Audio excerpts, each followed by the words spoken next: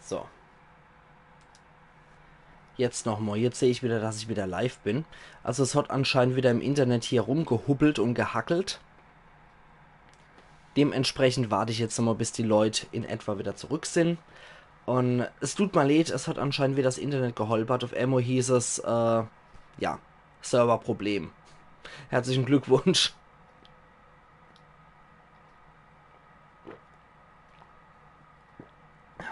Deswegen warte ich jetzt erstmal wieder, bis Leute zurück sind. Tut mir leid an der Stelle, wie gesagt. Ich habe nur gesehen, Serverprobleme und Verbindung war weg. Und zack, hat sich das ergeben und weg war ich. Was war denn los? Genau. Einfach mal rumgeballert wie ein Irrer und dann, was war denn los? Nee, also wie gesagt, urplötzlich hat es Serverproblem gegeben und zack war das weg. Das ist etwas dämlich gelaufen jetzt. Aber ich hoffe, das hält jetzt mehr als die Halbstunde aus. Sorry an der Stelle, wie gesagt, das war echt nicht beabsichtigt. Es ist nur durch das WLAN, was ich verwende, ist halt hin und wieder mal die Verbindung nicht gerade die allerbest. Das ist leider so. Ich kann es auch leider nicht mit dem Router verbinden, weil der Router ewig entfernt ist und durch Kabel durchjage. Vergiss das kann ich nicht machen. Kann ich Ach ja. durch die Tür kommen und Hoffmann finden? Ja, genau. Von wegen Chip und Pipapo. So, jetzt lese ich aber hier nochmal vor, was du war. Na toll, jetzt habe ich das... Oh, scheiße. Jetzt habe ich das... Kann ich das nämlich lesen? Das ist natürlich etwas doof. So, noch einmal Schießpulver. Und ja, ich kann es nämlich lesen. Großartig. So bin ich dann halt noch weggegangen, als der Serverabbruch war. Weil ich noch ins Startmenü rein wollte. Also hier ins Pausemenü. So rum. Jetzt weiß ich nicht, was ich machen muss. Großartig. Toll. Danke, dass ich die Dinger nicht nochmal lesen kann, obwohl es unmittelbar vor mir ist. Herzlichen Glückwunsch. Danke, Spiel. Benutzen wir das halt einfach mal. Ja, genau. Und jetzt habe ich natürlich den Code nicht. Ja, so macht es doch Spaß. So macht man das Spiel so richtig Spaß. Haben wir irgendwie letzte Kontrollpunkt oder so? Spiel laden. Neu verbunden. Nee, los mal. Es ist doch scheiße. Ey, das ist doch echt scheiße. Warum kann ich jetzt hier nicht nochmal das scheiß Ding lesen, wo wahrscheinlich das Passwort für den Rotz drin steht? Ey, ich könnte sowas von abkotzen, Alter. Okay, Information. Noch einmal. Erinnerungsfragmente, Dias. Tutorials, Erinnerungsfragmente, Information. Das letzte vielleicht. Ist das dumm mit dabei? Ah ja, du hast doch nochmal Studie bei ein Operative. Unsere schlimmste Befürchtungen haben sich bewahrheitet. Das Phänomen der Verlorenen hat sich auf die Mobius Operatives ausgeweitet. Wir hatten schon vermutet, dass die Verwandlungen ein Ergebnis der Gedächtnisüberschreibungen sind. Allerdings wurde das der Operatives nicht angetastet. Wir haben es geschafft, einen betroffenen Mobius Operative unter Quarantäne zu stellen und zu eliminieren, bevor er sich verwandeln konnte. Vielleicht hat ihn der Kontakt zu so vielen toten Verlorenen in der Grube anfällig für das Phänomen gemacht. Die Frage ist nur, was genau war der Auslöser? Vielleicht ist es auch nur ein Zufall. Wir werden seinen Einheitszerebralchip entfernen und hoffen, durch ihn neue Daten zu erhalten. Das Entfernen intakter Zerebralchips ist mit dem Extraktionsgerät möglich. Der Ablauf ist automatisch und relativ simpel. Dazu legt man die Person einfach auf die Bahre und gibt den Aktivierungscode 0128 ein.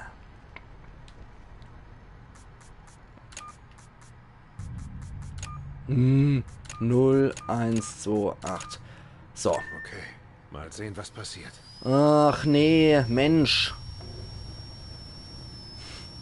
Wettmann, der steht wieder auf der Hansel und kreischt sich die Seele aus dem Leib.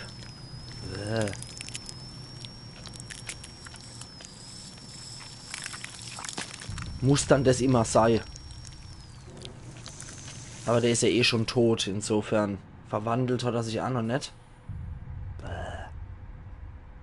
Und jetzt? Habe ich ihn jetzt total hier.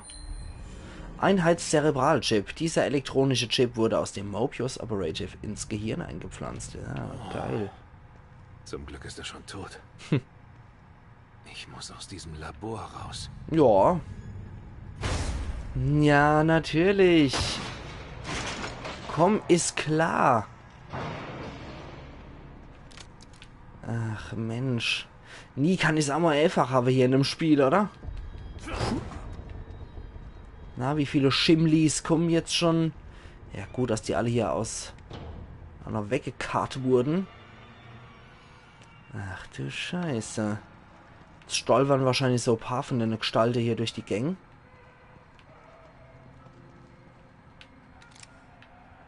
Oh je. Okay. Klingt bezaubernd. Klingt richtig, richtig reizend hier. Klingt fast wie beim Sommerschlussverkauf. Oh ja, und da wird auch schon ordentlich geflattert hier, sehe ich schon. So. Ärmchen ist weg. So. Die ist jetzt auf jeden Fall hinüber, die gute Frau. Und sie hat, glaube ich, noch ein bisschen Schießpulver für uns, oder? Jawohl. Etwas Schießpulver gibt's noch. Alter, die Geräusche. So. Ich mache jetzt auch noch mal ein bisschen die Playstation raus. Eventuell ist dann die Verbindung auch etwas besser. So. Okay. So, schauen wir mal. Wie sieht's denn hier aus? Beim 2er-Raum waren wir noch gar nicht. Gucken wir uns doch noch ein bisschen um. Hallo Gentleman. Na. So. Wie geht es Ihnen, Sir? So. Gut, der ist schon mal tot. Das ist schon mal sehr praktisch. Und noch einmal gucken. Ah, dort jemand eine Tasche bei sich. Sehr schön. Und zwar, diese Nylon-Tasche wird verwendet, um zusätzliche Spritzen mitzuführen. Insgesamt 6 und ich habe beide Medizintaschen gefunden, die möglich sind. Das ist sehr schön. Das ist extrem gut. 7 Pistolenmunition gibt es auch noch aber drauf. Das ist auch sehr gut. Ein bisschen Schießpulver haben wir noch. Ja, da ist der Resonanzpunkt. Okay, schön. Wie ich mir's gedacht habe, dass der over drüber war. Gut, Kraut haben wir hier noch. Dafür müssen wir einfach die Zimmerpflanze hier flattern. Ja, komm. Machen wir mal hier noch den Resonanzpunkt. Unsere Anstrengungen waren umsonst. Der Kern entkam vor weniger als einem Tag. Nach nur wenigen Stunden erhielten wir Berichte über immer mehr Verlorene. Wir sind jetzt überall. 20% von Unions Bevölkerung hat sich bereits verwandelt. Und wir jagen und töten alle, die noch am Leben sind. Es ist ein Albtraum. Wenn das so weitergeht, ist in 2 Wochen keiner mehr da. Wir haben den Kontakt zu Mobius verloren. Wir sitzen hier fest. Mit Verlorenen. Es kann nicht mehr gestoppt werden. Das ganze Union-Experiment wird scheitern. Wir sind alle verdammt. Tut mir leid. Okay. Sowas macht doch immer Freude zu lesen. Und zu sehen, dass man verloren ist. Und das Allertollste ist ja dann wirklich, dass er einfach den Kern, in dem Fall Lilly, wieder haben wollen, nur um den ganzen Scheiß dann nochmal zu machen, dass es dann nochmal schief geht und dass hier nochmal überall die Leute zu solche Freaks mutieren und im richtigen Leben dann tot sind. Herzlichen Glückwunsch. Oh Mann, Mann, Mann. Na gut. Warum er so ein Stem entwickelt und überhaupt programmiert und macht, hat sich mir sowieso bisher noch nicht erschlossen, warum sowas nützlich sein sollte. So eine Virtual Reality zu erschaffen, wo die Leute durchdrehen. Aber ohne geht anscheinend hier die Schlachtparty ab. Da ohne feiern sie Schlachtfest am Wurstmarkt. Gehen wir doch mal gucken. Gehen wir mal auf die Kerbe noch runter. Wenn ich jetzt noch wüsste, wo die Treppe noch runter ist. Ich glaube da runter, ja. Da. Okay, da geht's runter auf die Kerbe. Da gucken wir doch mal, was da abgeht. Ach du Scheiße.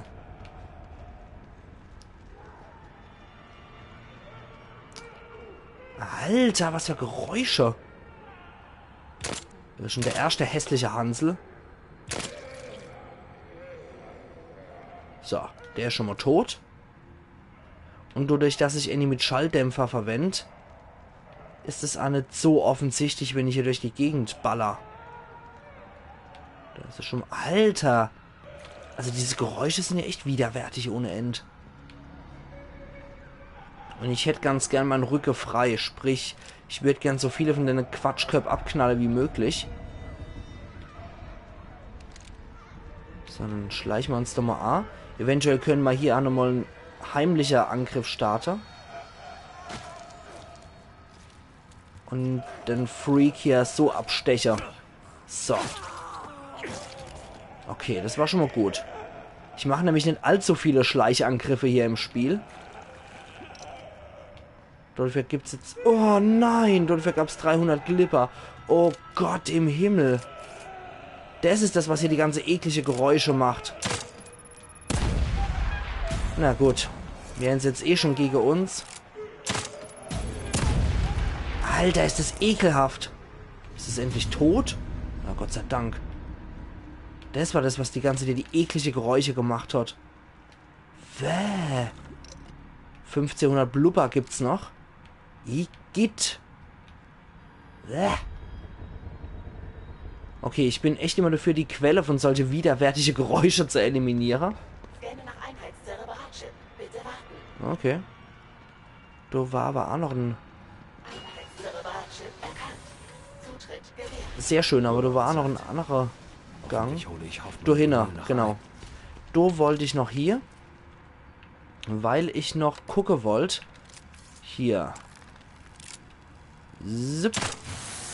So, da wollte ich nämlich auch noch durchgehen. So, da wieder auf die Dinger umschalten. Und da wollte ich auf jeden Fall auch noch drunter schluppen. Also da sind wir im Metzgerslader vom Ackermanns Heinz. Herzlichen Glückwunsch. Was ist dann hier in dem grünen Bereich? Unbekannte Resonanz. Ah. Okay, also... Lecker, lecker. Von Union? Was hat Morbius mit ihnen gemacht? Ich glaube, die haben sie in die Wurstsuppe mit reingepackt. Alter. Gut. Und Nägel haben wir hier noch. Ja, wenn man Leute foltert. Kombinationsartzüge. Schon mal die vorbereitet Wurstsuppe. Herzlichen Glückwunsch. Und wie sieht's dann aus?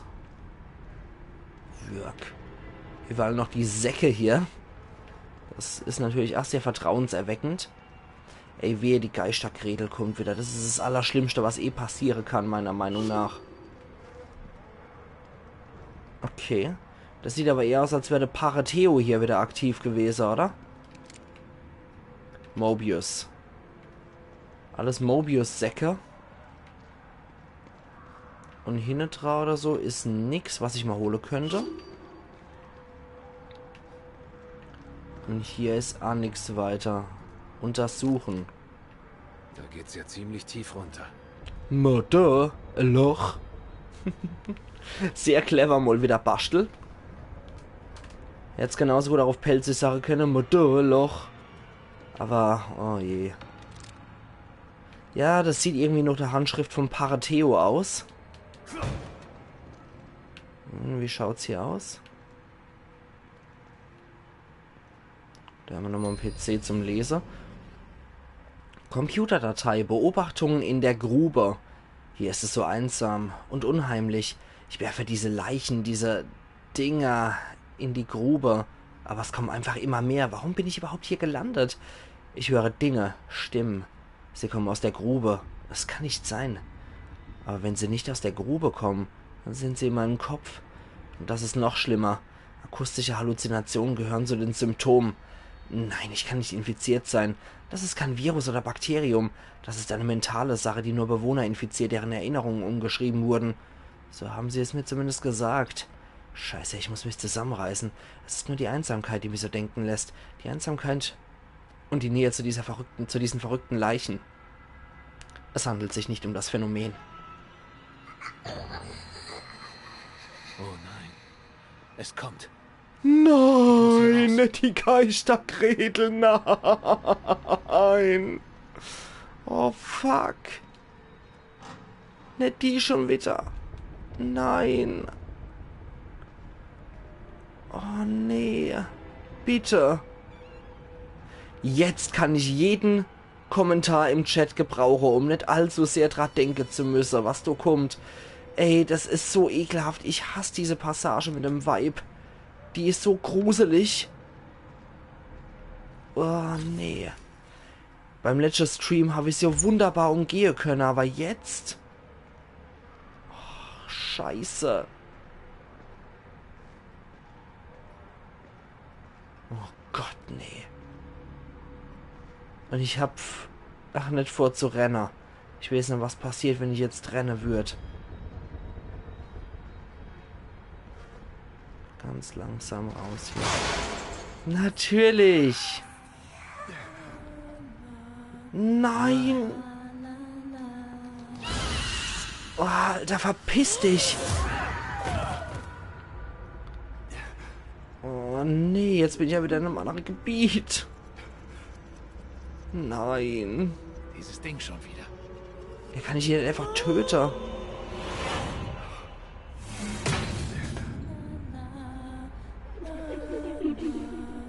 Ach, Mann.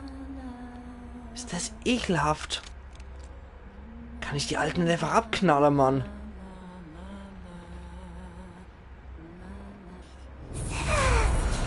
Oh, Alter, verpiss dich. Ja, es wird mich holen, definitiv. Oh, ach Gott, ist das eklig. Mensch.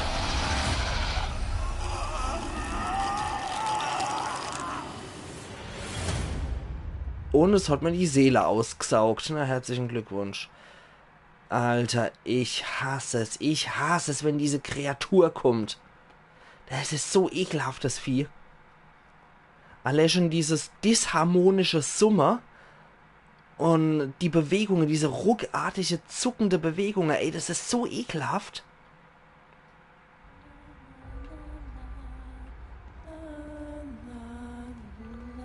Oh, Mann. Ja, dort drüber komme ich aber nicht. Alter, summ doch wenigstens normal und nicht so ekelhaft räudig. Nee, dort komme ich auch nicht durch. Alter, wenn die wenigstens normal summen würde und nicht so... Ach Gott, wie ekelhaft. Psychotusse. Alter, wie ekelhaft. Oh, verpiss dich. Oh, nee. Jetzt hat die mich schon wieder gesehen, die Olle. Oh, was gibt's nur so saublöd zu lachen? Alter, Lau. Mensch. Ich hasse diese Passage. Nicht nur, weil ich die so abartig creepy finde, sondern auch, weil ich Schleichpassage generell hasse in jedem Spiel.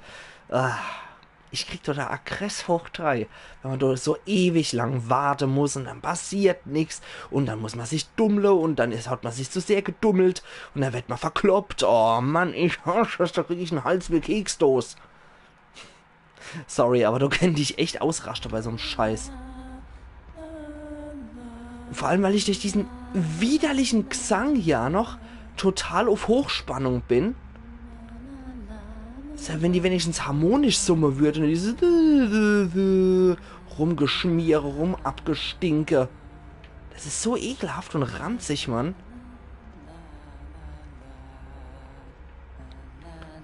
Warum kann ich die nicht einfach abknallen, die Alt? Verpiss dich, verpiss dich. Jetzt bräuchte man den Flammenwerfer-Typ aus Until Dawn. Aber hallo, sowas von. Ohne Scheiß, der wäre jetzt genau das Richtige. Den mochte ich ja. Ich glaube, das war der einzigste Charakter in Until Dawn, den ich wirklich gemocht habe. Natürlich, jetzt schimmelt sie dort hier. Alter, du grottige Geistergrädel. Verpiss dich doch einfach. Oh, nee. Klasse. Wenigstens speichert er hier. Ey, welcher von den Einwohnern von Union verkrüppelt dann bitte zu sowas, wenn sein Gedanke umgeschrieben wären? Ich glaube, es hackt. Ach Gott, ist die eklig. Speichert Witter. Alter, verzisch dich doch. Mann, du widerwärtiges, hassenswertes Geschöpf.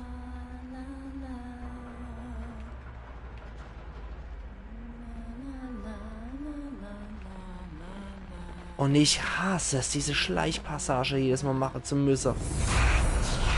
Ja, so häsig. Das hast du nicht auszunutzen. Und an dir komme ich auch so nicht vorbei. Das weiß ich jetzt wenigstens. Weil tot wäre ich sowieso. Deswegen nutze ich das einfach aus und... Warum kriegt man die Beulepest, wenn die die Seele aussaugt? Naja, egal. Gewittert Dunnerkeile nochmal, ich sag's euch. Krieg ich Hals wie ein Keksdose bei dem Scheiß. Frag sie doch, ob sie mal zur Weinprobe kommt. Ey. Ey, nein. Mit der will ich nie irgendwas zu tun haben. Okay, da komme ich nicht vorbei. Da aber auch nicht. Die ist in jeder Beziehung hassenswert, egal was. Wie die sich bewegt. Und das ist auch noch die Musik von der Klinik aus dem ersten Teil, dieses summt. Die Musik, die man immer noch über Grammophon hört, wenn man sich im Spiegel nähert. Ach, in dem Teil. Ja, ich will hier durch. Ey. Kennt die mich einfach mal durchlassen, die Kuh? I think it hacks. Ich glaube, es hackt. Ja, fühl dich groß und mächtig, wenn du hier den Schampel rumschmeißt. Gibt's dann das? Was gibt's denn da so saublöd zu lachen? Und Bastel, du wirst dich wohl durchquetschen können, also bitte. Pins jetzt nicht.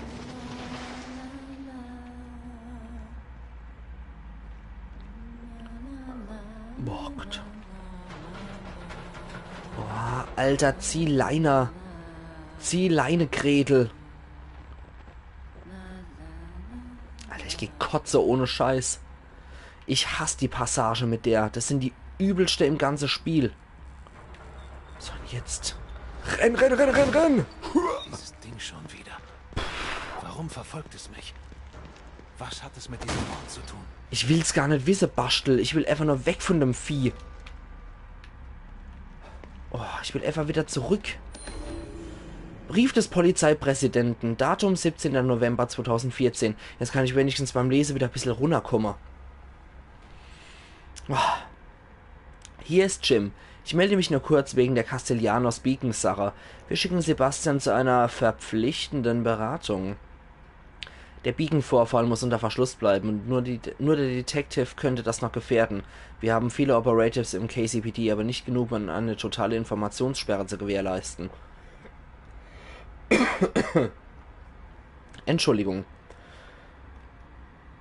Glücklicherweise steht der Personalpsychologe auf der Gehaltsliste der Organisation. Sobald wir herausgefunden haben, wie viel Castellanos weiß, können wir in diesen Sitzungen problemlos gewisse Selbstzweifel bei ihm hervorrufen. Wenn wir mit ihm fertig sind, wird Sebastian nicht mehr genau sagen können, ob das, was er in Beacon erlebt hat, real war oder nicht. Nicht, dass er dabei viel Hilfe bräuchte. Er stolpert wie ein Zombie durch seine Einsätze. Der arme Mistkerl hat offensichtlich Probleme zu verarbeiten, was auch immer ihm dort drin zugestoßen ist. Er tut mir fast schon leid. Ich kenne ihn jetzt schon seit mehr als 10 Jahren. Und es ist, als wäre er nicht mehr derselbe. Aber das ist nun mal der Preis des Fortschritts. Wo gehobelt wird, da fallen Späne. James Van Kirk, KCPD. Kidman hatte recht. Sie sind überall. Sie waren die ganze Zeit direkt vor meiner Nase. Ja, hätte halt mal nicht so viel gesoffen, sondern mal aufgepasst. Super Bulle. Okay. Wie schaut's denn hier noch aus? Wenn man noch Infos kriegt. Psychiatrisches Gutachten, unterer Teil. Die obere Hälfte des Blattes ist abgerissen. Weiterhin im Dienst bleiben und beobachtet werden. Die Informationen aus seinem Experiment im STEM könnten für die Organisation von unschätzbarem Wert sein. Es wird vermutet, dass das Eintauchen in den STEM langanhaltende Nachwirkungen haben kann. Detective Castellanos ist einzigartig, der in den STEM eingestiegen ist und ihn verlassen hat. Alles ohne die standardmäßige Vorbereitung oder Gedächtnisüberschreitung. Wir könnten viel über die psychischen Folgen der Nutzung des STEM lernen, wenn er seinen alltäglichen Angelegenheiten weiter nachginge und wir ihn aus der Ferne beobachten. Ich werde Detective Castellanos mentale Verfassung weiterhin durch unsere verordnete Therapiesitzungen verfolgen und sämtliche Erkenntnisse wöchentlich an die Organisation weiterleiten. Walter Harrington. Verdammt. Ich war für Morbius nur ein Versuchskaninchen. Lang anhaltende Nebenwirkungen.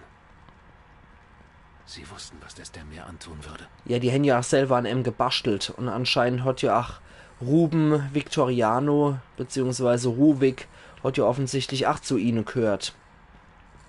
Okay, dann bloß raus aus dem Geister-Scheiß hier. Ausweg? Ja, bitte. Bitte nicht nochmal zur Geister... Was geht denn hier ab? Ja, das ist Ruvik. Das war Leslie und Ruvik aus dem ersten Teil. Und jetzt? Nochmal was. Nochmal irgendwas, was ich gerade nicht zuordnen kann. Und daneben ist auch wieder was. Irgendeine Frau. Ich kann auch nicht sagen, welche das ist. Und? Gefangen. Kommen, was ist das? Kann nicht weg. Nichts ändert sich. Ich sag jetzt nicht, dass das der Bastel ist, wie ihn The Evil Within Ends darstellt. Ich glaube schon. Ja, das ist eher so, wie er im ersten Teil ausgesehen hat. Meine Schuld. Alles meine Schuld. Was zum Teufel ist das? Stehe still. Kann nicht fahren.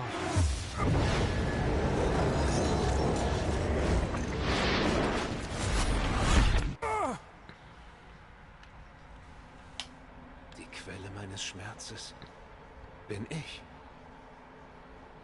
Der Teil von mir, der noch im STEM steckt. Mhm. Komme nie hier raus. Nein. Falsch. Ich komme raus. Aber ohne dich. Alter.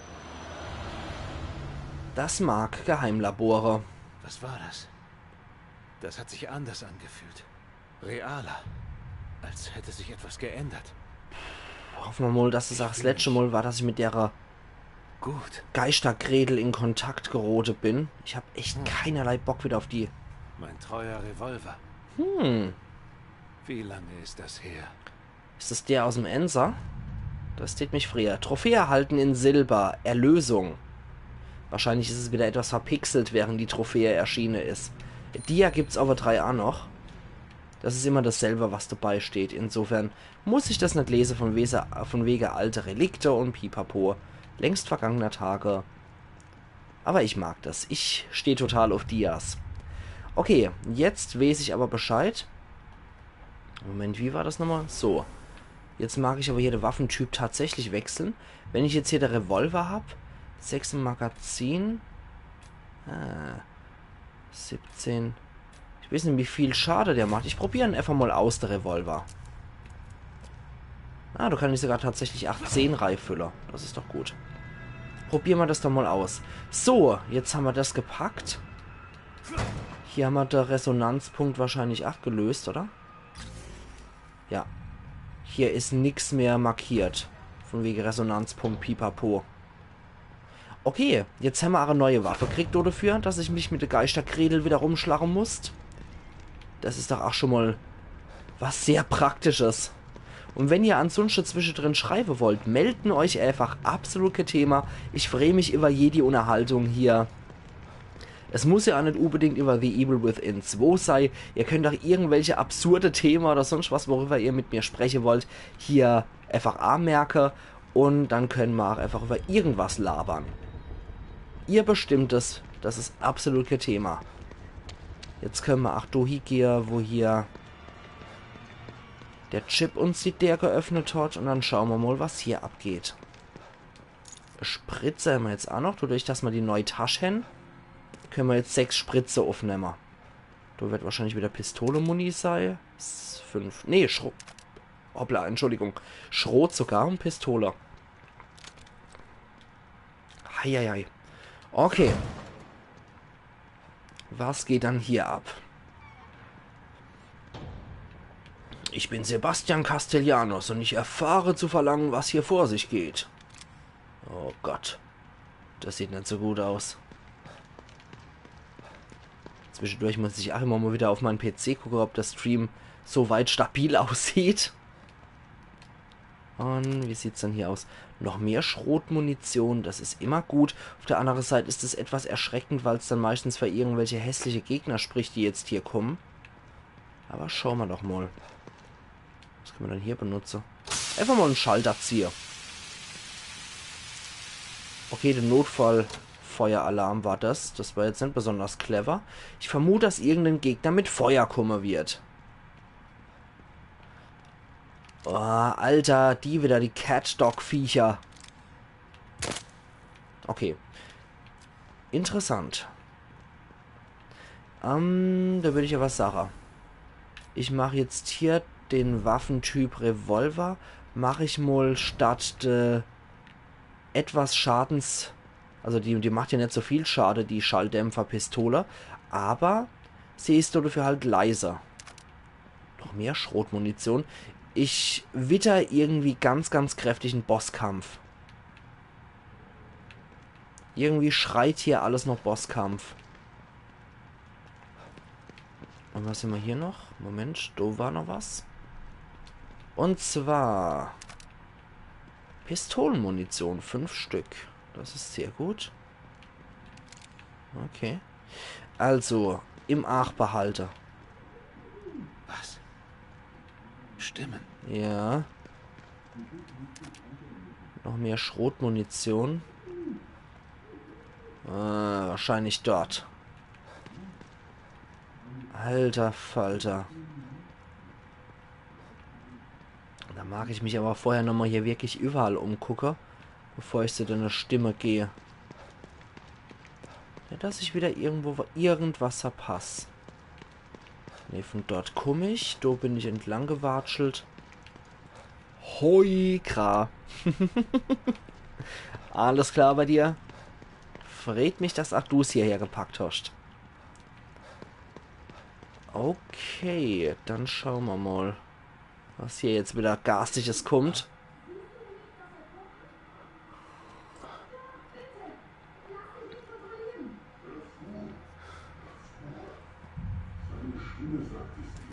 Du musst ihm widerstehen! Zurück! Wieder so ein Diener vom Pareteo. Was er tut!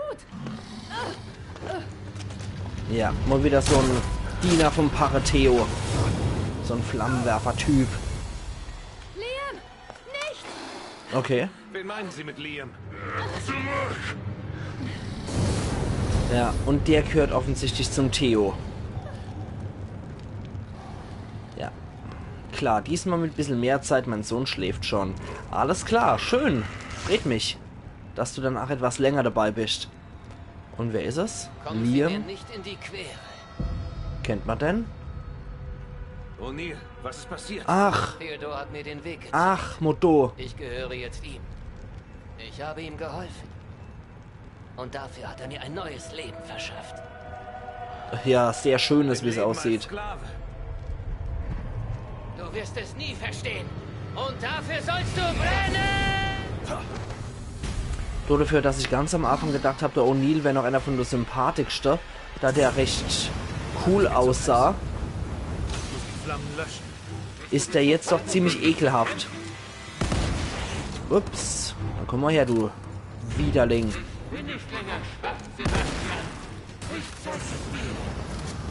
So, dann benutzen wir doch nochmal hier das Zeug. Und komm mal her. Ach ja, komm mal du her. Sehr gut.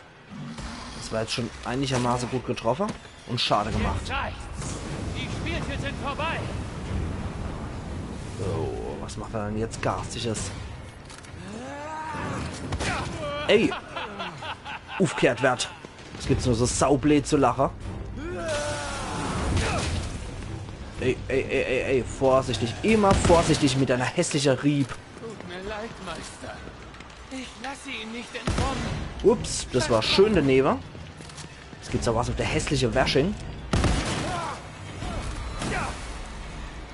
Und dann schauen wir mal, wie wir den Typ noch irgendwie platt machen können. Okay, das war meine letzte Munition verschossen. Ja. Vieles muss hier sauber gemacht werden, glaube ich. Aber erstmal wird sich ein Spritzel geföhnt. So viel steht fest. So. Autsch. Okay, dann schauen wir mal, wie weit wir mit dem Revolver kommen. Das sieht doch gut aus.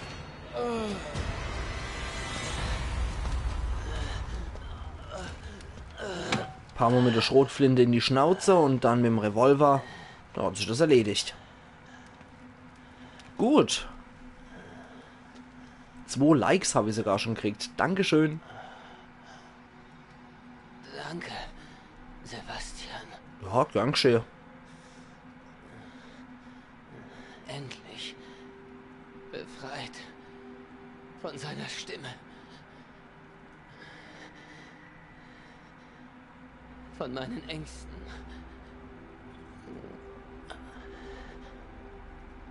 Ich hatte solche Angst. Er muss aufgehalten werden. Mach Sache. Das kann ich nur, wenn ich ihn finde, O'Neill. Er hat die Ebene gewechselt. Ist nicht hier. Nirgendwo. So. Die Maschine im nächsten Raum. Sie muss zerstört werden. Der Deadpool, genau. Ich sollte sie bauen, um ihn zu verstecken.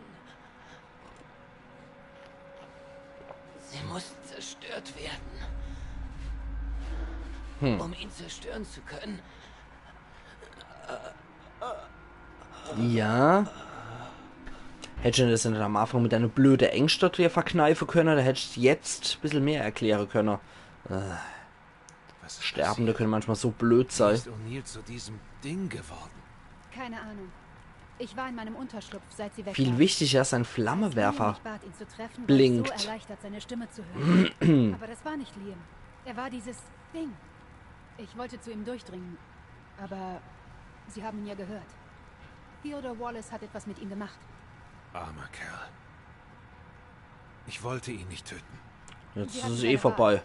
Theodore hätte ihn nicht gehen lassen. Eben drum. Und jetzt?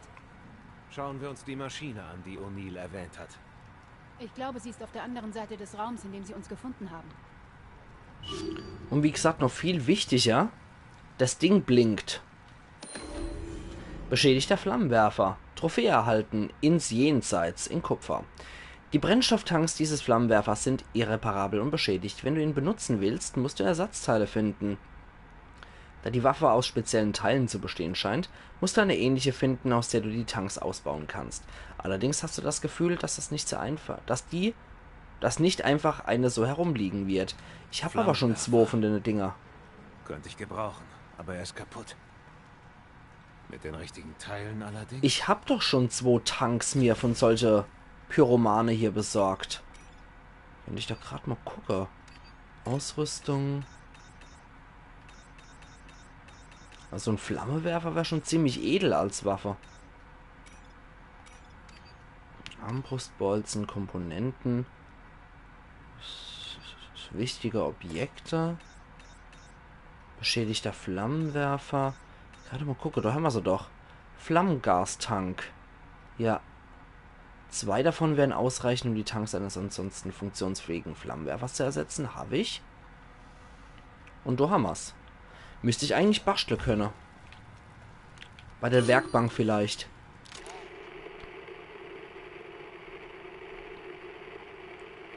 Wo ist der Resonanzpunkt? Okay. Wird wohl hier sein. Mhm. Wer hätte es gedacht? Okay. Vorher noch das hochwertige Waffenteil. Und dann basteln wir uns da mal einen Flammenwerfer, würde ich sagen, oder? Nachdem wir uns hier ein bisschen umgeguckt haben.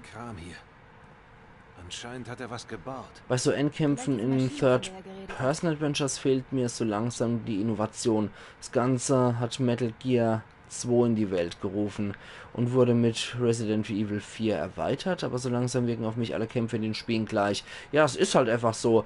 Man kann doch jetzt auch nichts großartig Innovatives draus machen, finde ich. Oder wie würdest du dir das vorstellen, wie würdest du was Neues generieren wollen oder können? Das würde mich auch mal interessieren.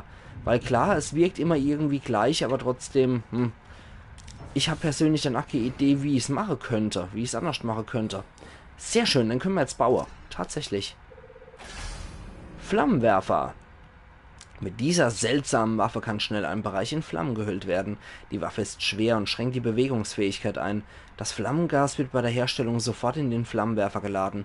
Mit Kreis verstaust du den Flammenwerfer auf dem Rücken und kannst dich freier bewegen. Okay, cool. Kann ich noch ein bisschen Schrotmunition basteln. Machen wir mal 10 Dodofu. Und dann können wir auch nochmal hier ein bisschen was basteln. Sehr schön. Erste-Hilfe-Koffer und Spritze könnten wir auch noch machen, aber do warten wir lieber, bis wir welche auf dem Weg finden.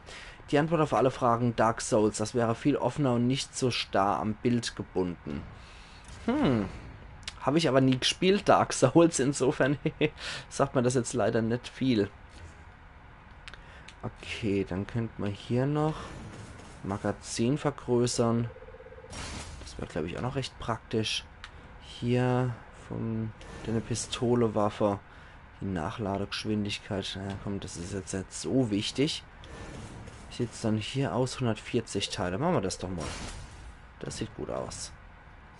Okay, dann könnten wir noch...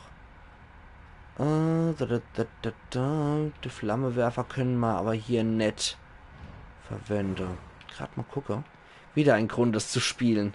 Okay, wo geht's dann dort rum? Du musst mal halt sagen, worum es bei Dark Souls geht. Mir sagt's halt nichts. Okay, wo ist er dann, der Flammenwerfer? Da ist er.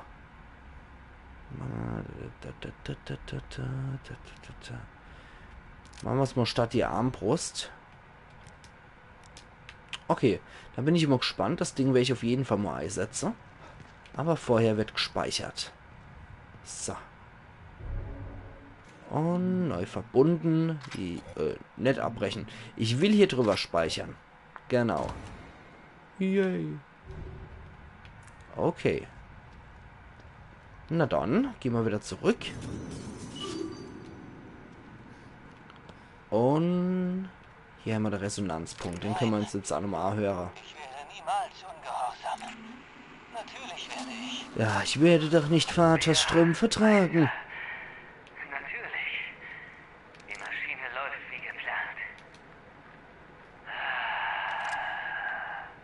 Danke, Pater Theodor. Das zu hören erfüllt mich mit Stolz. Was? Aber sie ist harmlos. Sie ist nicht... Nein. Ich wäre niemals ungehorsam. Natürlich werde ich. Was immer Sie wünschen. Yukiko, hörst du mich? Ich bin im Fabrikationsraum. Zugangsberechtigungen sind wertlos, wenn alle tot sind. Also, komm einfach zu mir. Ich muss dir was zeigen. Es ist wichtig. Wie Lab spielen, nur in Grafik. Yukiko. Aber er verlangt es.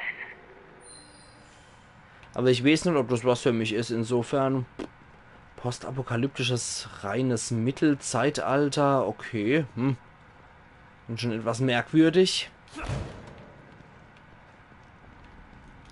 Wir kennen also Aber ich kann mal so mal angucken. Natürlich. Er ist der Einstellungsleiter. Aber was macht er im Stam? Und warum tut er das? Er ist der Einstellungsleiter. Von dem Sie nichts wissen. Das klingt so ein bisschen wie, ja, er ist der Hausmeister. Für sich. Wir haben gesehen, was er O'Neill angetan hat. Das tut er hier drin jedem an, wenn er muss. Er reißt hier alles auseinander, um Lily zu bekommen. Das kann ich nicht zulassen. Nein. Und. Ach du liebe Zeit.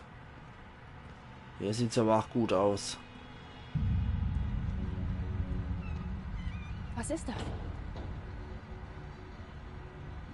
Ich bin mir nicht ganz sicher. Aber das sieht stark nach einem Stabilisierungsemitter aus. Was es auch ist.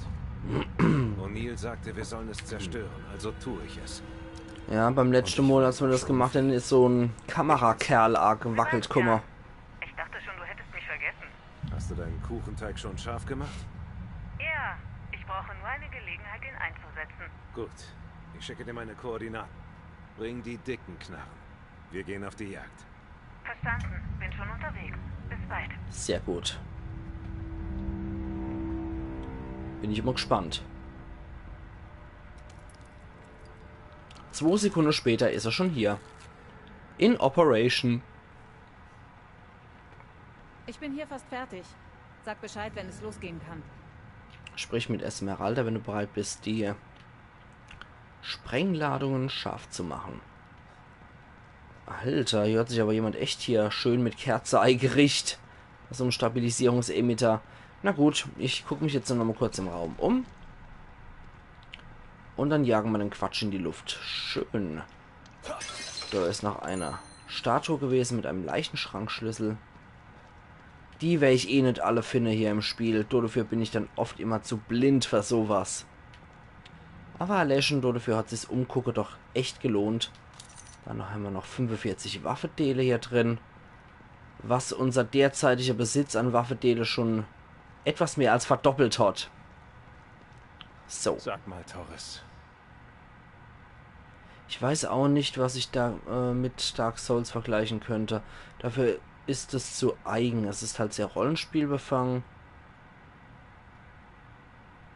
Was ist Details? Hoffman. Du kanntest Hoffman also vorher schon? Jeder kennt Hoffman. Man kommt nicht zu Mobius, ohne vorher durch ihr Büro zu gehen. Kann man ihr trauen? Früher hätte ich Nein gesagt, aber wenn einen die Bosse sitzen lassen, kann man seine Position schon mal überdenken. Sie steckt hier genauso fest wie wir. Du bist dir also nicht sicher? Ach, sie ist schon okay. Nur ein bisschen kalt. Ich habe Probleme, Leuten zu vertrauen, die mich ansehen, als wäre ich irgendwas in einer Petrischale. Okay, muss man die Lore eher aus Ereignissen erkennen. Nicht, dass es einer brühwarm erzählt. Das klingt jetzt alles irgendwie so noch reiner Theorie für mich, muss ich sagen. Ich müsste mal das einfach mal angucken. Ich weiß nicht, was passieren wird, wenn wir dieses Ding hochjagen. Ich auch nicht. Aber wenigstens sitzen wir nicht rum. Wir werden Theodore nicht dazu bringen können, Lily in Ruhe zu lassen. Er scheint mir nicht der Typ Mensch zu sein, den man dazu überreden kann, das Richtige zu tun. Du gibst mir also den Befehl, sofort zu schießen? Du solltest nur auf alles vorbereitet sein.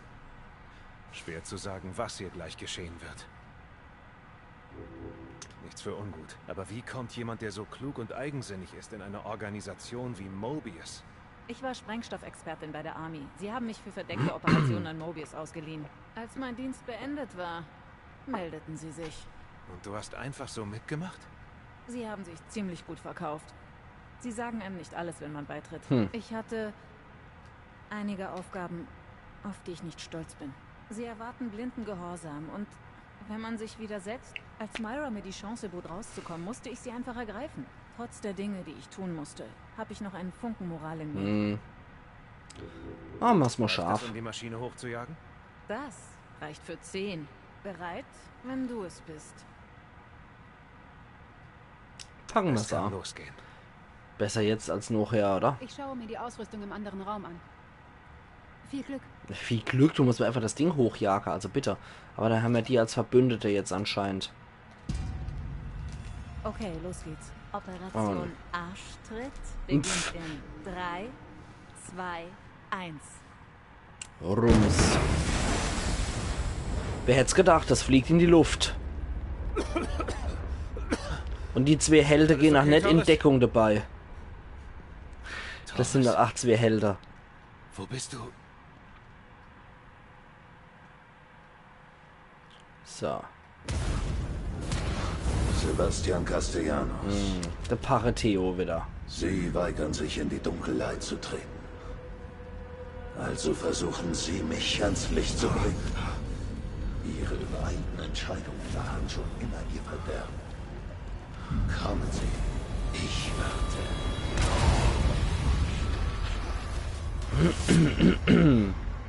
Sie sollen Ihre geliebte Tochter finden. Geht's jetzt wieder auf Sei-Ebene zurück? Wird es das sein, was Sie sich erträumt haben? Ich habe irgendwie die Befürchtung, es geht wieder in Sei-Ebene zurück. Oh Gott. Lily, du bist hier.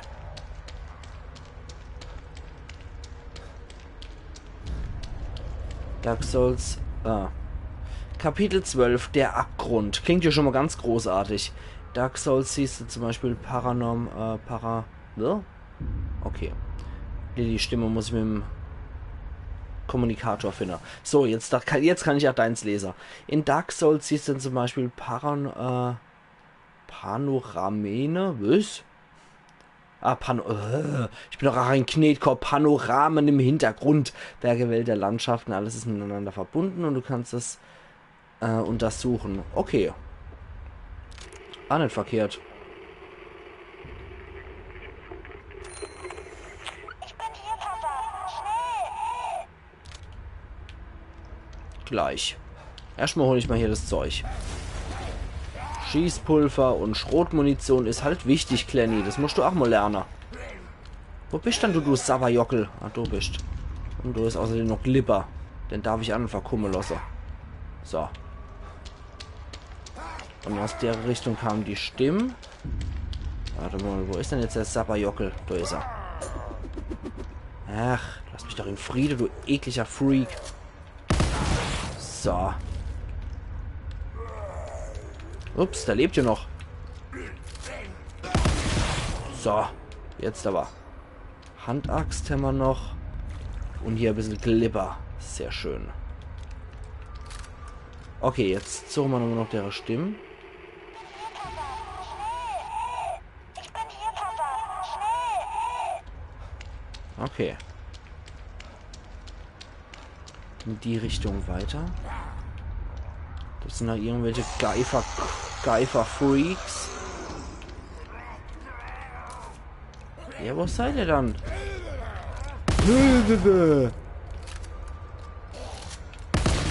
So, na also. Ey! Jetzt hört's aber auf.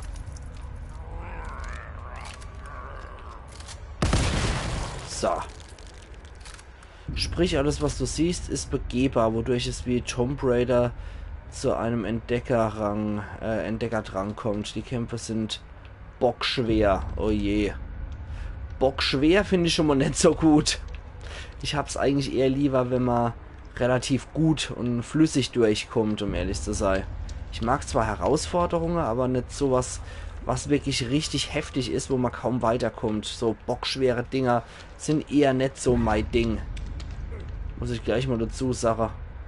Ah, das ist immer so ein hässlicher Vogel. Ups, das war jetzt dumm.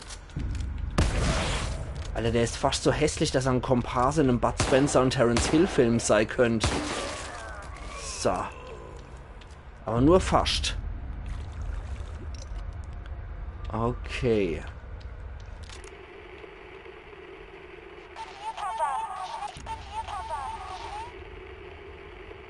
Okay, da ist schon mal nichts. Kommt drauf an, wenn man Ahnung von Schwertkampf und so hat, so wie du hat, ist es kinderleicht. Naja. Wie gesagt.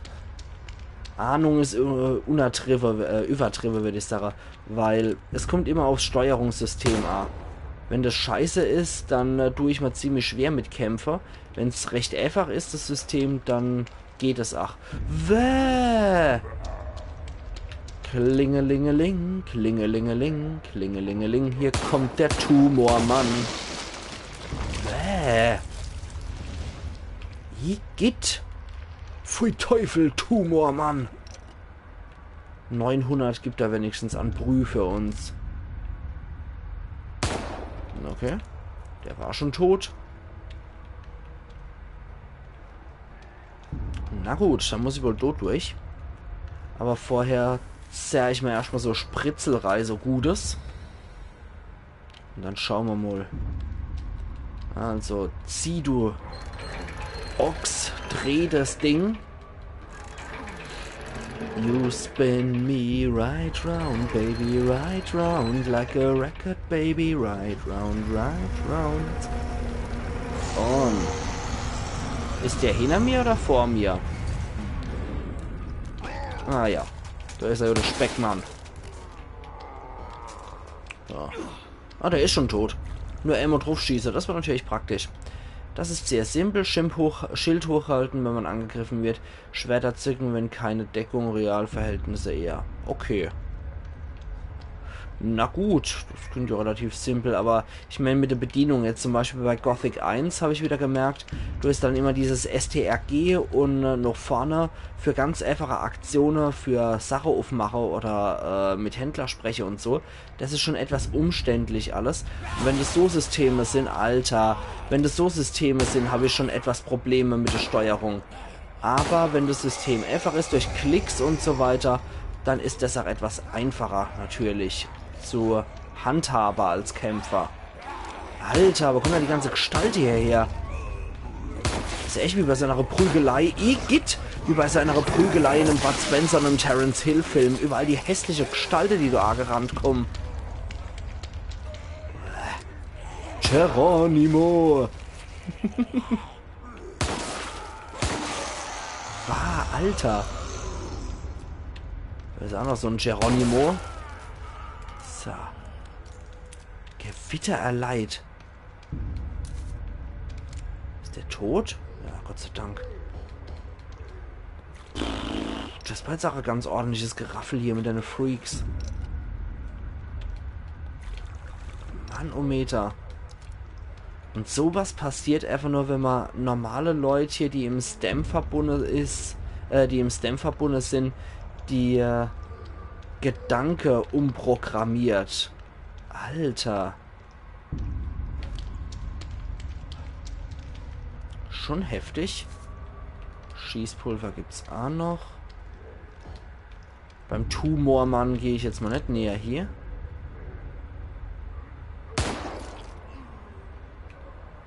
Dann habe ich schon umgemoscht mit Ammo Schießer oder was? Okay. Eigentlich sehr simpel. Eigentlich finden das nur Leute schwer, die keine Deckung kennen und immer drauf wollen. Baldur's Gate in 3D. Okay. Naja, ich schaue mal auf jeden Fall mal an. So viel kann ich versprechen. Ob es Let's Play, kann ich jetzt wirklich nicht versprechen. Aber ich kann mal gucken, was es ist. Und wenn es mir gefällt, eventuell. Verbrannte Seiten aus Der Freiheit untertan 2. Was ist Freiheit? Ein Wort und ein Konzept voll individueller Bedeutung und trotzdem völlig bedeutungslos in Raum und Zeit. Wir bestehen aus Atomen. Jedes Atom hat einen Kern, der von Elektronen umkreist wird. Der Raum zwischen diesen Elementen ist riesengroß. Wir bestehen größtenteils aus nichts. Das ist eine Tatsache, die nur schwer zu akzeptieren ist, aber dieses Wissen verleiht Macht. Sich zu ergeben birgt Möglichkeiten. Sich zu unterwerfen bedeutet Stärke, solange man bereit ist, sich der Freiheit zu fügen. Ja, klingt großartig. Klingt ganz wunderbar und bezaubernd. Ich habe ein Let's Play vom zweiten Teil am Laufen. Kannst ja mal reinschnuppern. Okay, aber das bietet mir ja auch nur Übersicht über den zweiten Teil. Und wenn, dann mag ich auch schon der erste Teil gucken. Am liebsten mag ich so eigentlich auch immer, wenn ich von Anfang anfangen kann.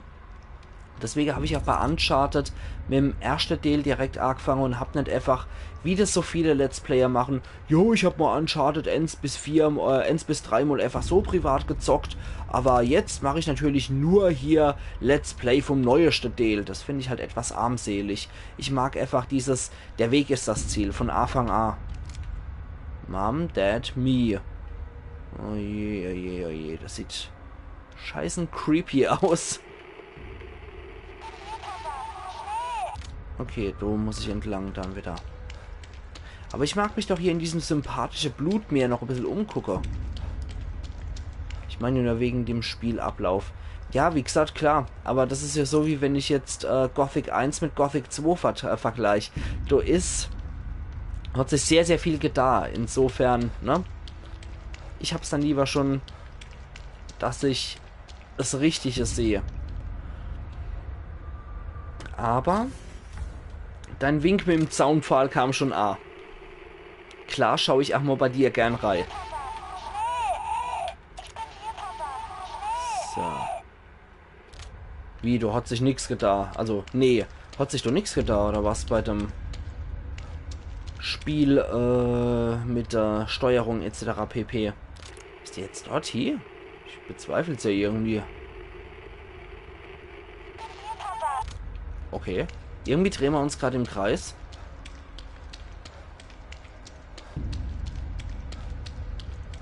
Sag jetzt ja, dass die hier dort drin ist, oder was? Oh. Du hast zumindest schon... Ah, natürlich. Deswegen drehen wir uns im Kreis. Die Lilly der. Da haben wir sie. Oh, scheiße. Das sieht aber nicht gut aus. Ach du Scheiße. Da ist die Bob.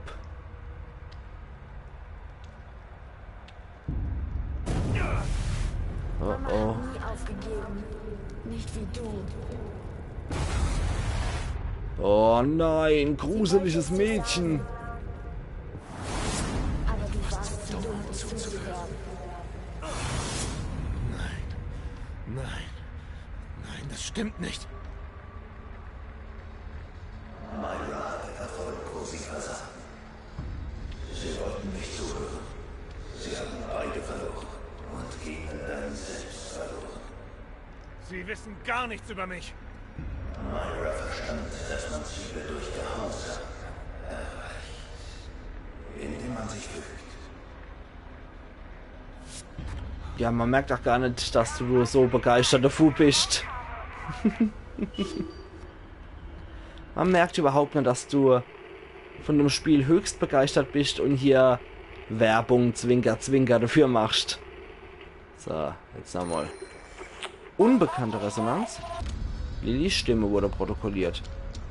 Und hier stolpert hier irgendwas in der Gegend rum? Ah ne, es ist nur Maschine.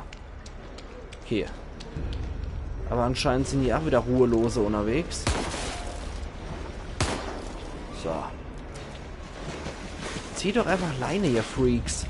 Schrotmunition haben wir hier auch noch. Und irgend so ein Widerling ist anscheinend wieder auf uns aufmerksam, war. Anscheinend hinter uns. Oder? Ih, es ist wieder der Cat Dog. Hä? Stirb doch einfach. Meinte für meinen Kanal. Okay. Ja, sorry, ich bin manchmal auch schwer vom Begriff. Entschuldigung. Ach ja, ach ja. Aber nee, es ist ja auch in Ordnung, wenn man halt sagt, dass man seinen eigenen Kanal hat. Da finde ich jetzt nichts schlimm dran. Ui, das war ein guter Schuss. Das war ein guter Schuss. Wenn man nicht halt sagt, ja, du musst unbedingt meinen Kanal gucken, das ist das Beste von Welt, wo gibt, dann würde ich schon sagen, hallo, ich mache hier gerade einen Livestream und du machst hier Werbung für deinen Kanal. Ja, uff, aber das einfach so zu erwähnen, dass du auf deinem Kanal Let's Play zu dem Spiel am Lava hast, das ist überhaupt nicht schlimm. Das finde ich absolut in Ordnung. Das kannst du natürlich liebend gern erwähnen. Ja, hier rumzusappern. Okay, irgendeiner kreischt hier noch Goal. Also irgendeinen Hooligan haben wir hier auch noch, der Goal kreischt. Vielleicht kreischt auch Ghoul. Hi Flash. Freut mich, dass du auch wieder dabei bist. Freut mich definitiv. Ich finde es immer schön, dass sich die Leute, die schon mal hier waren, dann doch nochmal hierher verirren und hier auch nochmal bei den nächsten Livestreams reingucken. Finde ich sehr schön, dass auch du wieder dabei bist. Okay, 200 Sabber haben wir jetzt hier auch wieder abgestaubt. Und gerade die Leute, die The Evil Within 2 schon mal gespielt haben, kann ich definitiv gebrauchen, falls ich mal wieder irgendwo an irgendwas hänge. Es dauert ja nie besonders lang, bis ich irgendwo mal wieder auf Abwege komme hier. Und es nicht so läuft, wie es sollte. Irgend so Sapper-Hex ist jetzt auch wieder auf uns aufmerksam geworden. So. Jetzt sagt die hässlich Rieb ab. Gucke, was die bei sich hat. Kühles 300 Schleimgel Gezeugs. Dings. Wie auch immer. So. Die Rübe ist auch abgeschossen. Und was hat die dabei? 500 Sabber. Sehr schön. Okay, aber jetzt gucken wir nochmal noch der Resonanz von... Cat Dog wuselt hier wieder durch die Gegend.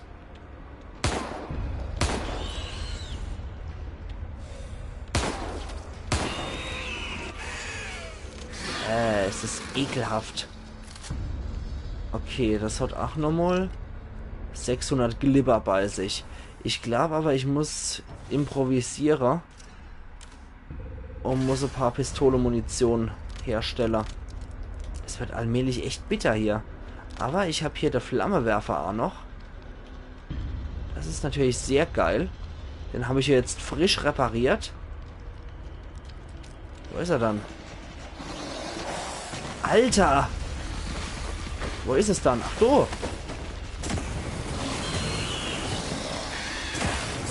Boah, Alter! Scheiß doch ins Kanonenrohr. Okay, aber das hat anscheinend Käufer. Gut. Und der hat jeweils 600, nehme ich mal, oder? Ah ne, Waffedele kann er auch haben, 5C. Wie dem auch sei. Ich muss aber zu Lillys Stimme wieder. Das wird sonst echt heftig. Ah ja, da geht's dann runter. Gucke erst nochmal, was ich hier kriege an dem Altar oder so. Um den Altar herum. Nix. Wieder nix. Nee. Okay, dann wähle ich mal die Schrotflinte aus zur Abwechslung. Und schauen wir, was uns hier erwartet. Jetzt kommst du, wenn es zu spät ist. Du kommst immer zu spät. Alter. Schön, dass man ihn hier jetzt mental fertig machen will. Offensichtlich hat sich der Pache Theo hier zum Beruf und Spaß gemacht, der Bastel wahnsinnig zu machen. Ja, will ich. Ich muss sie finden. Gut, dann kommen Sie zu. Habe ich vor. Und... Oh. Lily, bist du es wirklich? Oh, irgendwie habe ich ein bisschen Bammel jetzt davor, du hier zu gehen. Ah, die steht dann unter dem Schlafanzug. Das wird übel Ende. Das ist wahrscheinlich nicht Lily. Irgendein Monster. Lily.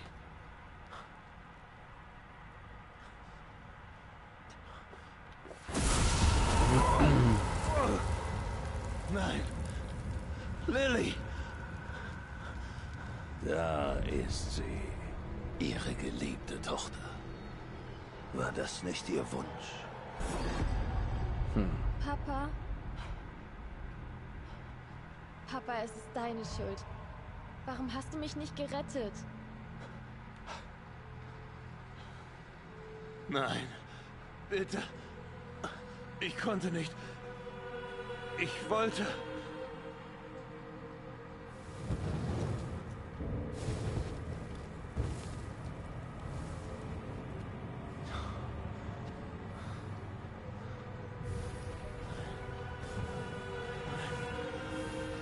Nein.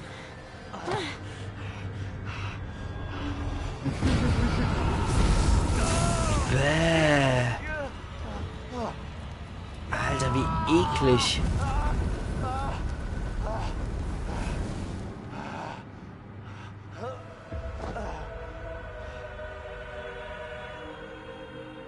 Sie sind verdammt dazu, Ihre Fehler zu wiederholen.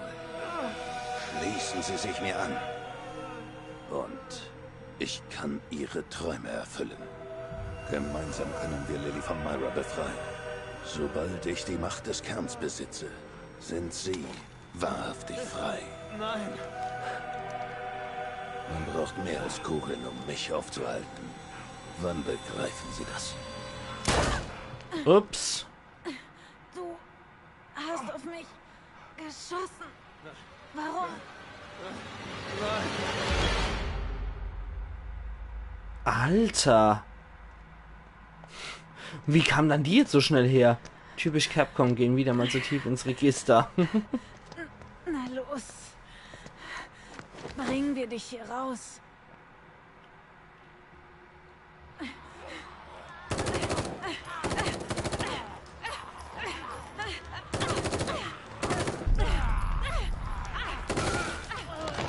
Alter.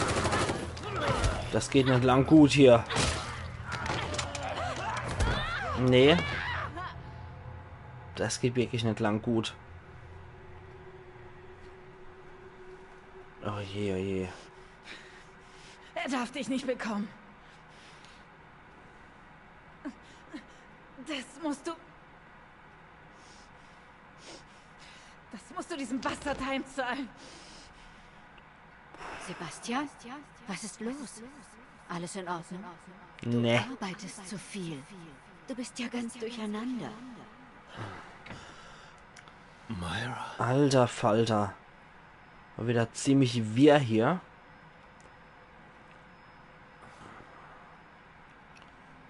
Torres.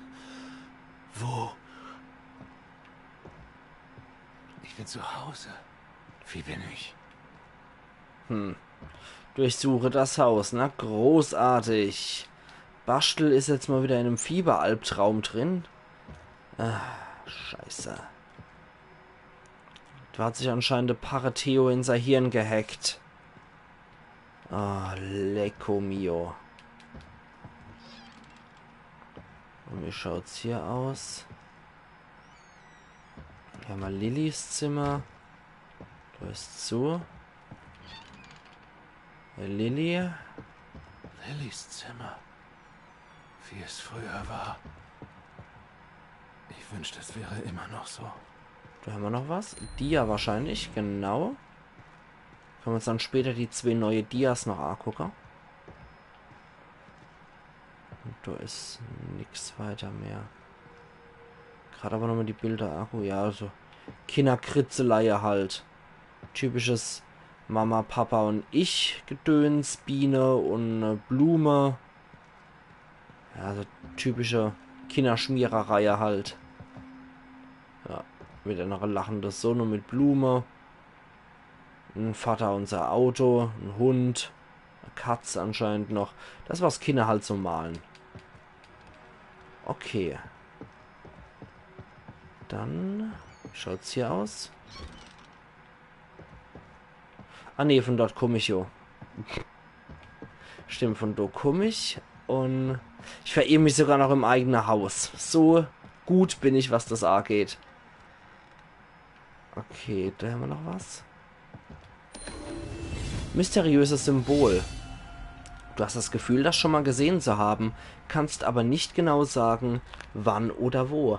Auf jeden Fall sieht es ziemlich cool aus, also beschließt du es in deinem Zimmer aufzubewahren. Entschuldigung, mich hat's gerade so am Ohr gejuckt. Musste ich jetzt kratzen, solange nichts Großartiges passiert. Ich habe immer so viel gearbeitet. Könnte ich die Zeit zurückdrehen, würde ich mehr davon mit Ihnen verbringen. Ja. Hätt's mal lieber, ne? Aber im richtigen Leben kann man halt nicht speichern und wieder laden. Von daher muss es alles beim ersten Mal passen, was man da macht.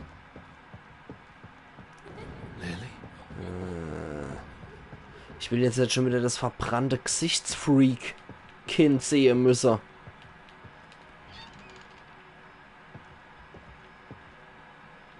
Aber hübsche Hütte hat er hier gehabt. Was? Das war jetzt anscheinend die Myra, ne? Und hier gibt's nichts weiter von Interesse, ne? Doch, hier ist noch was. Was für eine unglaubliche Frau. Für sie war nichts unmöglich. Kein Wunder, dass sie Mobius infiltrieren konnte. Einmal was in den Kopf gesetzt. Hörte sie nicht auf.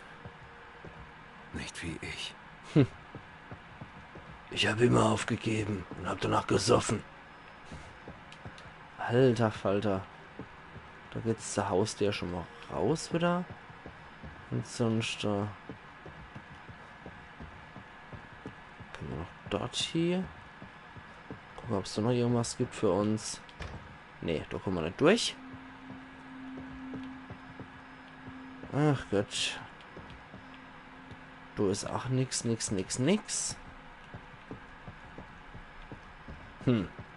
Also hier das Haus joggen können wir jetzt zwar, aber raus. Ich weiß nicht, können wir raus? Hier die Haustür? Nee, können wir auch nicht raus. Alter, wer fährt denn die Klapperkiste da draußen? Bäh. Alter, mit so grotte hässliche Karo-Muster auf der Sitzer. Mann, oh Meter. Das ist schon erlesen hässlich, sowas. Solche Autos mit so Karo-Muster auf der Sitze, das ist schon, zeugt schon von erlesener Hässlichkeit und Geschmacksverirrung. So, hier haben wir nix mehr. Nach wie vor das eklige Auto mit der widerwärtigen Sitze.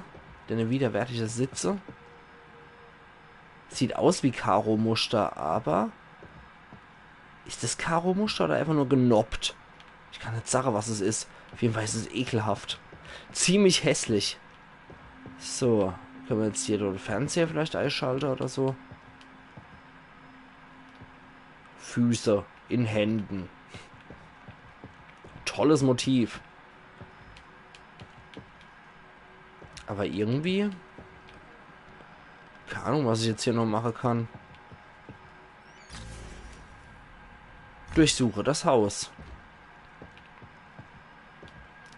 Und hier sind die rumgeflitzt als Erscheinungen. Ich kann natürlich auch nochmal hochgehen. Kann natürlich nochmal gucken, ob es hier irgendwas gibt. Jetzt ist das... Ah ne, das Zimmer war schon auf. Das war das Arbeitszimmer, genau. Dann... Da ist noch ein Bild. Das haben wir doch gesehen in der Gott, ich hoffe, sie konnte sich einen Teil dieser Trophäe erhalten in Kupfer, Melancholie. Ja, das haben wir ja auch gesehen in der Blutwelt vom Para. Da war das 8 Ringgelecke, das Bild. Okay. Da haben wir nichts weiter. Das ist nach wie vor gesperrt. Von Dokuma.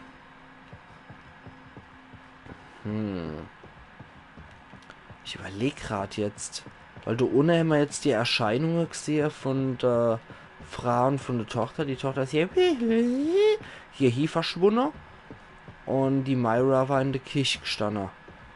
Was gibt's dann hier? Da hatten wir auch schon alles untersucht, was möglich war. Und hier am Fernseher konnte man auch nichts machen. Hier eventuell noch das Hochzeitsbild. Da war ich noch so jung und unversoffen. Und war noch ohne Seele. Guckt ja schon ziemlich seelenlos und sehr wach. Wie sieht's denn hier aus? Beide mit einer Pistole, aber Wasserpistole anscheinend. Okay. Auch sehr schöne Hochzeitsbilder. Ah ja. Da ist noch was. Letzte Nachricht. Versteckt in ihren Akten. Es hörte sich so verrückt an. Aber ich hätte ihr glauben sollen. Mein lieber Sebastian, wenn du diesen Brief erhalten hast, dann, so fürchte ich, ist das Schlimmste eingetreten. Meine Nachforschungen sind der Wahrheit zu nahe gekommen. Du wirst mich wohl nie wiedersehen. Es tut mir leid, dass ich es dir verheimlicht habe, aber es war zu deinem Schutz. Entweder vor der Wahrheit oder meinem Wahnsinn. Dem Brief liegt eine Kopie meiner Aufzeichnungen bei. Ich hoffe, dass du sie niemals erhältst. Aber falls doch, liegt es an dir zu beenden, was ich angefangen habe. Bitte, tu es für Lily und für mich. In ewiger Liebe. Myra. Das hat jetzt auch perfekt gepasst, dass ich mir nochmal Wasser einschenken konnte.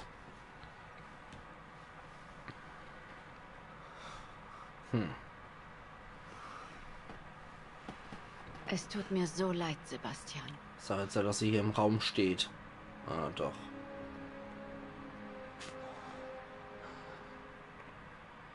Du hast so viel durchgemacht. Die ganze Zeit. Ganz allein.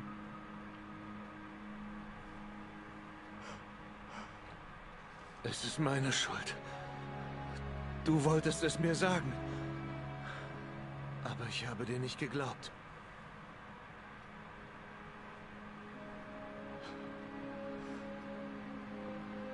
Und jetzt bin ich so durcheinander, dass ich schon mit einer Halluzination rede.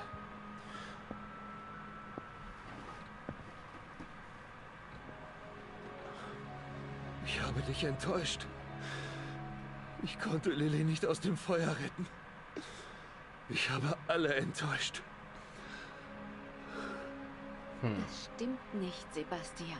Das Feuer war nicht die Gefahr. Das weißt du jetzt. Dennoch konnte ich sie nicht beschützen. Wie denn auch? Mobius ist eine Naturgewalt. Das ist so, als würde man sich für ein Erdbeben verantwortlich fühlen. Es war nicht deine Schuld.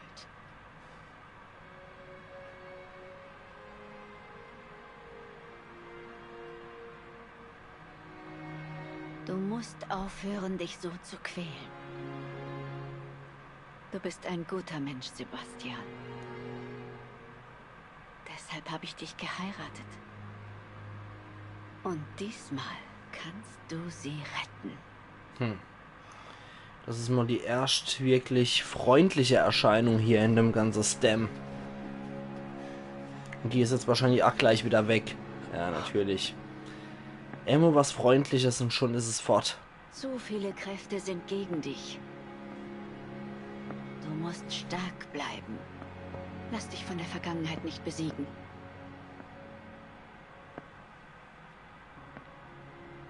Ich verzeih dir. Und Lily wird es auch. Jetzt ist halt die Frage, ob das nur in seiner Wichtigste Einbildung ist. Dass du dir selbst verzeihst. Ob das nur in seiner Einbildung ist oder ob das die richtige Myra ist, die hier im Stem mit drin ist.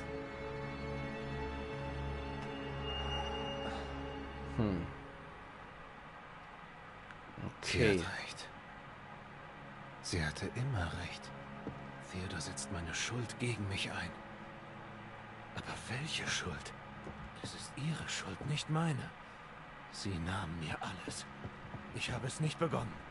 Aber ich werde es beenden. Und Gnade Gott denen, die mir im Weg stehen. So, was haben wir daraus gelernt? Am besten komm ich durch den Tag, wenn ich mich doll selber mag. Ja, bin ich schon da. Okay, mit mehr Selbstvertrauen sind wir jetzt hier richtig durch. Trophäe erhalten in Kupfer, spirituelle Erwachung. Ja, sein neues Mantra ist jetzt halt wirklich, am besten komme ich durch den Tag, wenn ich mich doll selber mag. Was ist passiert? Torres ist jetzt wahrscheinlich auch schon tot, ne? Ah, da liegt sie schon. Lebt sie noch? Oder ist sie kaputt, Nick? Sie hat sie hergebracht. Lebt sie dann noch? Weil die hätte ich ja dann Tut mir leid, verschuldet. Sebastian. Ich wollte sie retten, aber Natürlich. Hab sie erschossen. Eva. die Schusswunde war nur oberflächlich. Ah. Sie starb durch Verletzungen aus dem Kampf gegen diese Dinge. Was ich aber trotzdem mehr oder weniger hervorgerufen habe. Sie hätte so nicht sterben müssen. Sie war eine gute Soldatin. Ja, um Torres ist es echt schade. Sie wollte nur Lily retten. Und jetzt ist sie tot. Die Verschwörer gegen Mobius werden auch immer Das ist meine weniger. Schuld. Schon wieder. Er zerstört dein neu gewonnene Selbstvertrauen Nein, hier. Sebastian. Es ist nicht ihre Schuld.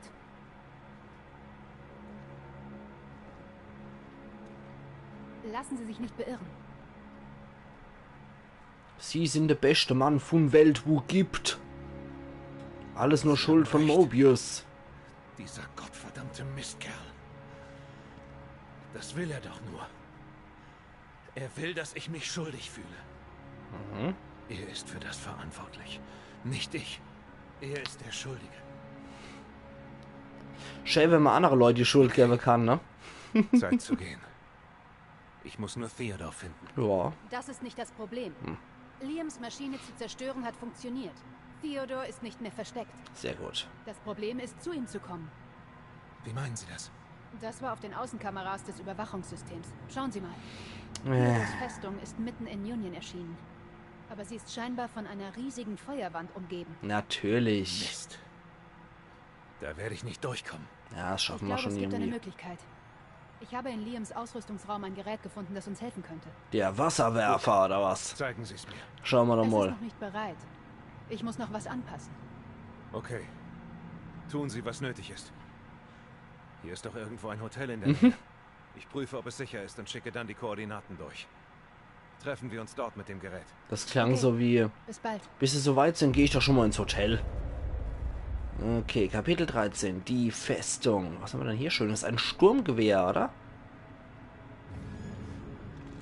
Hihihihi. Sucht ihr einen Weg durch die Überreste von Union, um zum Hotel im Geschäftsviertel zu gelangen. Ich sorge dafür, dass Ihr Tod nicht umsonst war. Und flattere ihre Ausrüstung. Schwein zur Strecke bringen. Geiler Scheiß. Sturmgewehr. Diese automatische Waffe verwendet reguläre Gewehrmunition. Das Gewehr ist durchschlagskräftig, verbraucht aber viel Munition. Vor allem ideal für Idioten, die nicht wirklich schießen können. Deswegen würde ich ja glatt mal sagen... Wo ist es dann mal? Sturmgewehr. Was ist das? Ja, Sturmgewehr. Das kommt dort hier und der Flammenwerfer nach Bedarf. Schießpulver nehmen wir, die Pistolenmunition nehmen wir und die Waffendeler nehmen wir auf jeden Fall. Da haben wir alles soweit. Da sind schon mal 30 drin im Sack. Das ist die äußerst reizende Festung, zu der ich jetzt gehen darf. Da kann ich speichern. Erst mal einen Kaffee. So. Doch der ganze Scheiße hier ist auf jeden Fall mal ein Kaffee fällig. So. Prost, Bastel. Yeah. Zischt wie Apfelsaft. Kennt man sich gerade totsaufen an dem Zeich. Und? Ah, ne, Quatsch. Du wollte ich doch gar nicht hier. Ich wollte nochmal in Sebastians Raum gehen. Ist das hier? Ja. Und das ist die Musik, die auch die Geisterkretel so eklig disharmonisch summt.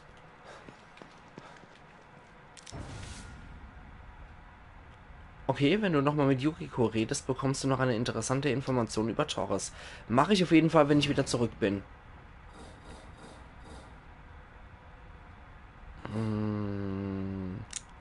Sturmgewehrmunition braucht nicht so viel. Nur 16. Nee, das ist nicht so gut. Dann, wie schaut's denn hier aus? Kältebolzen könnte man mal ein paar herstellen, oder? Machen wir mal 5 Stück. Ansonsten Erste-Hilfe-Koffer könnten wir auch mal wieder basteln. Und da haben wir in der Nähe auf jeden Fall noch einen Mobius Operative, den wir noch flattern könnten für Erspritz. Okay, jetzt will ich mal als Sturmgewehr etwas hochpushen. Feuerkraft könnten wir machen. Crit ist doch nicht so skiller bei dem Gedöns. Deswegen machen wir doch hier das da. Machen wir hochwertiges Waffenteil rein. Und dann Magazingröße könnte man auf 45 erhöhen. Das ist ganz gut. Ich denke, beim Sturmgewehr ist sowas sehr praktisch. Haben wir doch, dass insgesamt jetzt 60 drin sind. Das ist etwas zu hoch mit 35. Gucken wir hier nämlich weiter. Es sei denn die Nachladezeit oder die Feuerrate. Naja, 100 Waffenteile braucht es. Na gut, dann halt die Nachladezeit. Was haben wir dann hier noch? Sturmschütze erhöht die Bewegungsgeschwindigkeit beim Zielen. Das können wir später noch machen. Aber klingt auf jeden Fall mal nicht schlecht. Dann habe ich noch ein paar Leicheschrank-Schlüssel, die ich ausprobieren kann. Hihi. Und... Sie können einfach nicht ohne mich, oder? Ja, deswegen muss ich trotzdem nicht so dicht gehen, Mädel. Okay, jetzt machen wir nochmal hier die Schrankdere auf. Ich glaube, da wartet sowieso noch irgendwo ein Spritz auf mich, oder? So einsam und verlosser. Ja, genau. Da ist noch eine, die ich einsammeln kann. Und du ist, glaube ich, noch ein Erste-Hilfe-Koffer, oder? Ja. Ah, hätte ich gar nicht machen müssen. Hätte ich gar nicht selber basteln müssen. Und hier gibt es noch ein paar Blitzbolzer. Und hier? Harpunebolzer. Das ist natürlich scheiße. Dann machen wir hier den Dorf. Und Pistolenmunition. Die kann ich auf jeden Fall sehr gut gebrauchen. Dann, was das hier angeht. Ich wollte eigentlich drauf sparen. Immer stärker. Aber es wird hier auch immer gefährlicher. Mach Sache. Es ist keine Schande, sich auch mal zu verstecken. Ich wollte das hier. Skiller. Dafür brauche ich aber noch ein paar 1000. In List würde ich eigentlich am wenigsten Skiller. Schleichangriffe aus der Ecke ist Quatsch eigentlich. Schneller in geduckter Haltung. Weniger Schritte. Athletik, was haben wir dann da noch? Regeneration der Ausdauer. Ausdaueranzeige wird maximiert. Nochmal maximiert. Regenerierst Gesundheit schneller bei Heilung kurz vor dem Tod. Ja, das ist alles Zeug, auf was ich eigentlich verzichten kann. Erste Mal zumindest. Dann lassen wir es mal sein. Ich mag nämlich auf jeden Fall den Super Argriff haben. So. Dann stimmt soweit alles. Dann können wir hier nochmal speichern. Dann kann ich die alte Kapitel nochmal überspeichern. So, etwas liegt im Argen, können wir auf jeden Fall überspeichern. Gut, dann gehen wir nochmal zurück und retten jetzt nochmal mit Yukiko Hoffman über Torres. Schauen wir mal, was er uns dann erzählt. Noch ein paar Fragen, Hoffmann. Theodor hat meinen Geist manipuliert. Jedes Mal setzt er meine Albträume gegen mich ein. Das sieht ihm ähnlich. Er ist ein Meister der neurolinguistischen Programmierung. Und hier drin ist der linguistische Teil irrelevant. Warum reden, wenn er direkt in ihren Geist gelangen kann? Er hatte mich schon fast. Aber dann blickte ich in mich. Und da war jemand. Jemand, der mir gesagt hat, was ich tun muss. Weil ich selbst nicht Jetzt drauf kann komme. ich es mit ihm aufnehmen. Ja, ich sehe, dass Sie bereit sind. Wir haben sie... Natürlich. Die Teampsychologin. Esmeralda hätte vielleicht überlebt, wenn sie mich nicht gerettet hätte. Fühlen Sie sich nicht schuldig. Wir haben geredet. Sie hat mir von dem Plan erzählt. Sie wollte, dass er umgesetzt wird. Sie traf die Entscheidung, sie rauszuholen. Sie kannte die Risiken und tat, was sie für richtig hielt. Sie stand in ihrer Schuld. In meiner Schuld? Aber wofür denn? Esmeralda war die Person, die Lily aus ihrem Haus geholt und es niedergebrannt hat. Oh. Seitdem fühlte sie sich schuldig. Deswegen Deswegen hat sie ihr Leben für sie riskiert. Was? Hassen Sie sie nicht dafür. Sie hatte damals keine Wahl. Und sie tat alles, um es wieder gut zu machen. Ich hasse sie nicht. Sie hat sich für den Plan geopfert. Sie hat es wieder gut gemacht. Krasser Scheiß. Ich glaube, ich hätte ihr es aber auch verzeihen können, weil sie hat ja auch Selemols einfach nur Befehle befolgt. Insofern kann man da auch nicht von Freiwilligkeit sprechen. Es ist schon ziemlich heftig, das trotzdem so zu erfahren, dass sie diejenige war, die Lily entführt und sein Haus abgebrannt hat. Alter Falter. Das war jetzt schon harter Tobak. Also danke nochmal, Flash, dass du mich darauf hingewiesen hast. Das war echt schon ziemlich heftig. Such dir einen Weg durch die Überreste von Union, um zum Hotel im Geschäftsviertel zu gelangen. Puh, meine Fresse. Da erfährt man schon ziemlich heftige Sachen. Moment. Nee, das war das, was dort hier geführt hat. Da wollte ich aber nicht hier.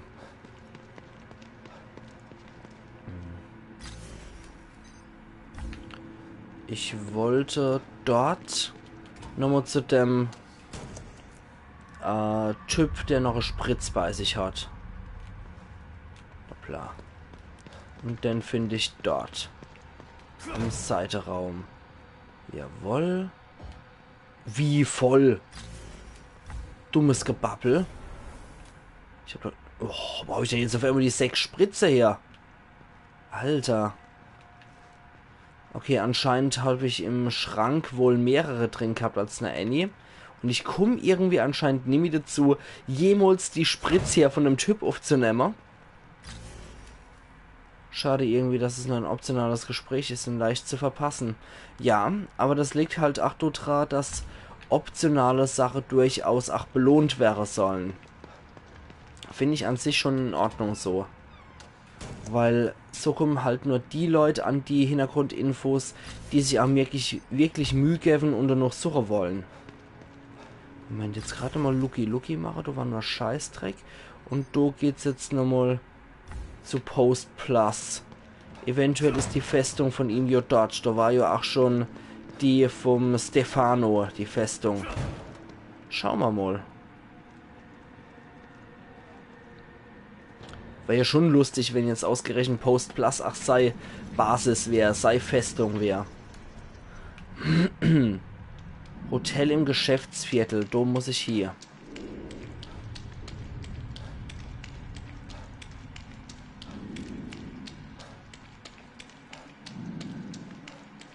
Und gleich habe ich keine Ausdauer mehr.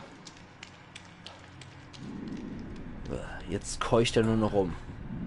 Bei 66% schmiert er ab der Bastel. Okay, jetzt haben wir es aber gleich. 99% und... Yes. Und los geht's.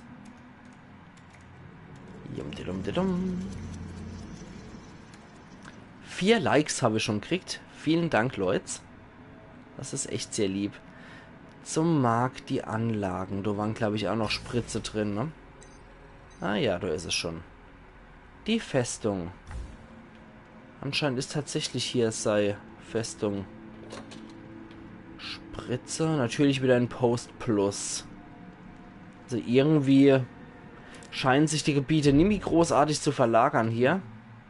Und wenn es ein neues Gebiet ist, dann ist es immer dieses Spezialgebiet, wo man eh nicht mehr weg kann. Weil es halt immer automatisch schon kommt. Okay. So. Da war der Sykes. Und da muss ich jetzt hier. Okay. Natürlich brennt mal wieder alles.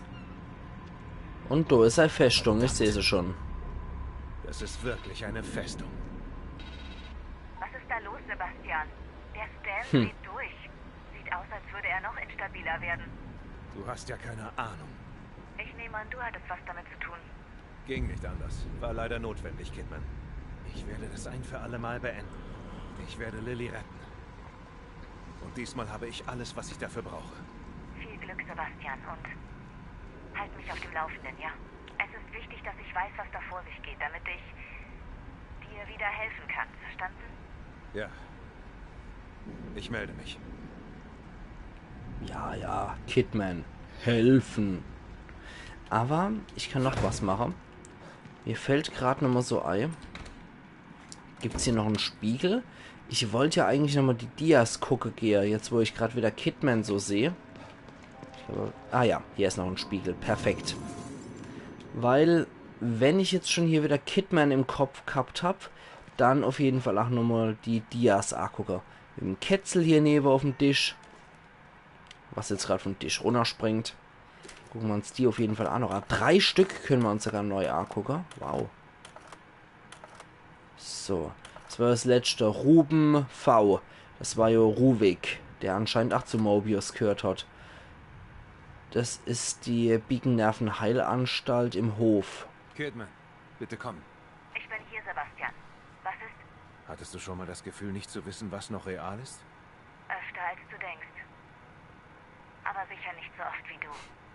Als ich das erste Mal im Stam war, wusste ich nichts davon. Und danach war ich mir nie ganz sicher, ob ich wirklich draußen war. Und als ich erklären wollte, was dort passiert war. Erklärten dich die Leute für verrückt. Natürlich. Wenn mir jemand so eine Geschichte erzählt, würde ich ihn einweisen lassen. Ja, selbst ich als Mobius-Agentin brauchte Zeit, um alles zu verarbeiten. Es war wie in einem andauernden Déjà-vu. Manchmal bin ich noch immer etwas verwirrt. Und darum bist du diesmal draußen geblieben? Ich will nicht wieder in den Stam, wenn es nicht unbedingt sein muss. Ja, kann ich verstehen. Union ist wie ein Déjà-vu in einem Traum über ein Déjà-vu. Ich hoffe, ich komme hier raus, ohne verrückt zu werden. Ja, das ist halt schon übel. Punkt.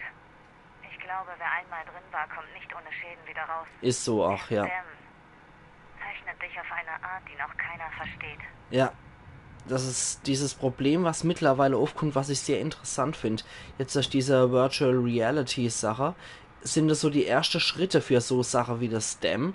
Und wenn die Leute halt wirklich absolute Realität vorgegaukelt kriegen, allerdings zu einer Horror-Szenerie verzerrt, dann fangen die Leute wirklich an, wenn sie draußen sind, daran zu zweifeln, was real ist. Weil wenn das Maschine schon so virtuell perfekt hinkriegen, tja, das kann zu Realitätsverlust ohne Ende führen. Das war wohl das, was wir bei Lilly gefunden haben. Im Zimmer. Und das sind die STEM-Wanner, wo die Leute angeschlossen werden an das Ding. Kidman. Ja, Sebastian. Woran denkst du gerade? An Lilly. Alles, was hier drin passiert, hat mit ihr zu tun. Jeder hier will sie haben. Als wäre sie ein Objekt, das man besitzen kann. Sie ist das wahre Opfer. Die Arme weiß überhaupt nicht, was ein normales Leben ist. In all den Jahren bei Mobius hat sie bestimmt ihre Unschuld verloren. Sie ist immer noch ein kleines Mädchen. Ich hoffe es. Ihr wurde die Kindheit gestohlen. Sie konnte nicht in die Schule gehen. Keine Freunde haben. All die verpassten Geburtstage und Festtage. Es bricht mir das Herz, was sie durchgemacht hat. Lilly war schon so reif, so klug und aufmerksam. Diese Art, wie sie einen ansah. Man wusste, dass sie einen verstand. Nicht nur, was man sagte, sondern auch, was man fühlte. Sie war für mich immer etwas Besonderes. Aber ich dachte, das wäre nur, weil sie meine Tochter war. Lilly ist besonders. Sie wurde entdeckt, weil ihre Testergebnisse außergewöhnlich waren. Ich spreche über sie noch immer in der Vergangenheit. Es kommt mir noch immer irreal vor, dass sie lebt. Und hier drin ist. Das ist sie. Und wenn du sie gerettet hast, könnt ihr eure Beziehung neu anfangen. Ich will dir helfen. Sag mir einfach, was ich für dich tun kann. Ich vertraue Kidman nach wie vor Bist du da, nicht. Kidman? Für dich? Immer doch. Der Stam. Jetzt hat er schon zweimal versagt. Eine Maschine, die einen in die Köpfe anderer Menschen bringt? Wer hat entschieden, sowas zu bauen? Ich will nicht wissen, was in den Köpfen anderer vorgeht. Das habe ich letztes Mal gelernt. Ruvik hatte seine eigenen wirren Gründe. Aber Mobius sah Potenzial in der Technologie. Das Potenzial, alle zu versklaven, meinst du? Besser Mobius als irgendein Irrer. Da bin ich mir nicht so sicher. Erzähl mir nicht, du glaubst diesen vereinte Menschheit-Quatsch.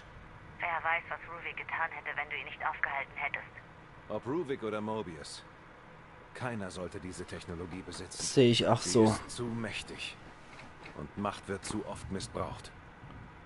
Zumal es ja immer nur vorkommt, dass irgendeiner in der Kette durchdreht und oder mit anderen infiziert.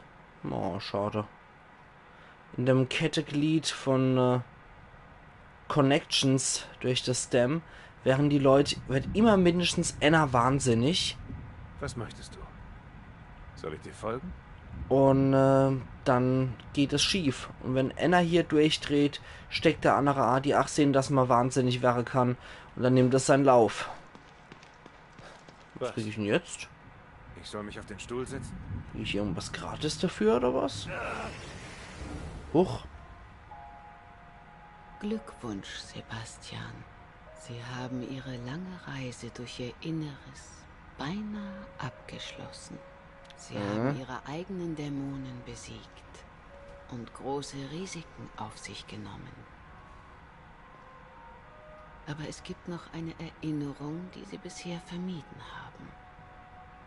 Und die wäre? Oh, das letzte Dia. Ja, krass. Hier, das wird Ihnen helfen. Ich hätte nicht gedacht, dass man so durch zum letzten Dia kommt. Okay. Jetzt habe ich alle Dias gesammelt.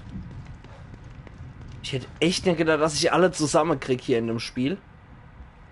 Das gucken wir uns jetzt natürlich an, oder? Wenn wir es jetzt schon so kriegen. Und das letzte, die er zeigt. Gehen wir es nochmal durch.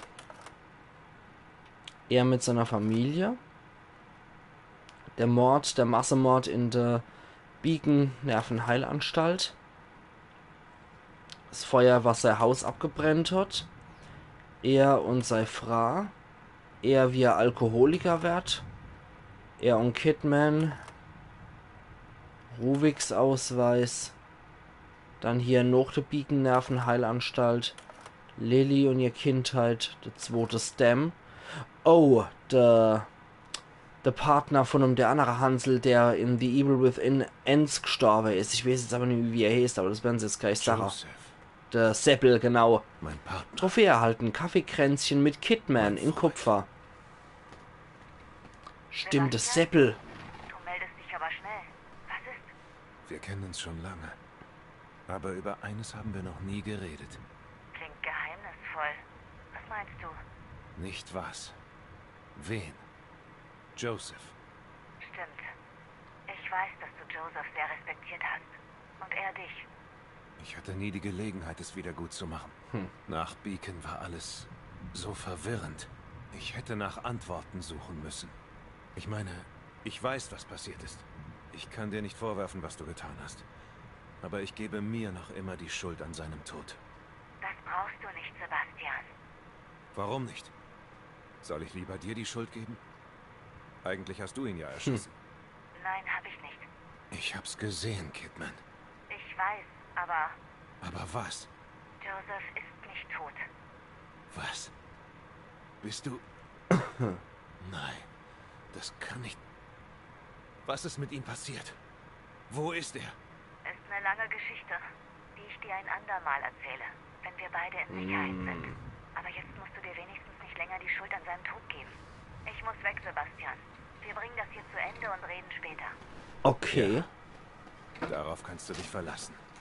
Wieder ein Tote weniger, der auf sein Konto angeblich geht.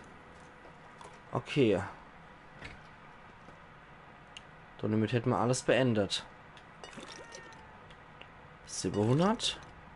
1400. 2100. Und 2800 Brühe. Sehr schön. Das hat sich jetzt schon richtig gelohnt. Dann wieder zurück zu Post Plus. Und so, hier geht's wieder raus. Dann nochmal zum Speicherpunkt. Und dann können wir jetzt rausgehen. Jawohl. Will ich überschreiben. 22:22 Uhr und 22 Sekunden. Das war gut getimed. Okay. Dann finden wir jetzt mal unseren Weg raus hier. Zack. Mit dem Sturmgewehr in der Hand. Jetzt bin ich mal tierisch gespannt. Da ist seine Basis. Seine Festung.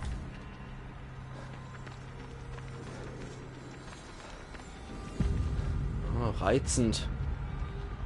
Wenn sie hier jemanden trage, pflockt. Bäh. Das war noch ein stinknormaler Einwohner von Union, was mich noch wundert, dass es solche überhaupt noch gibt.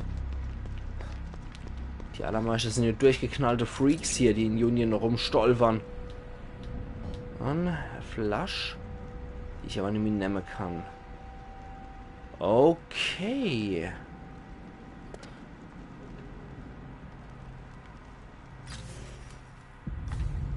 Na gut, dann folgen wir mal dem Weg.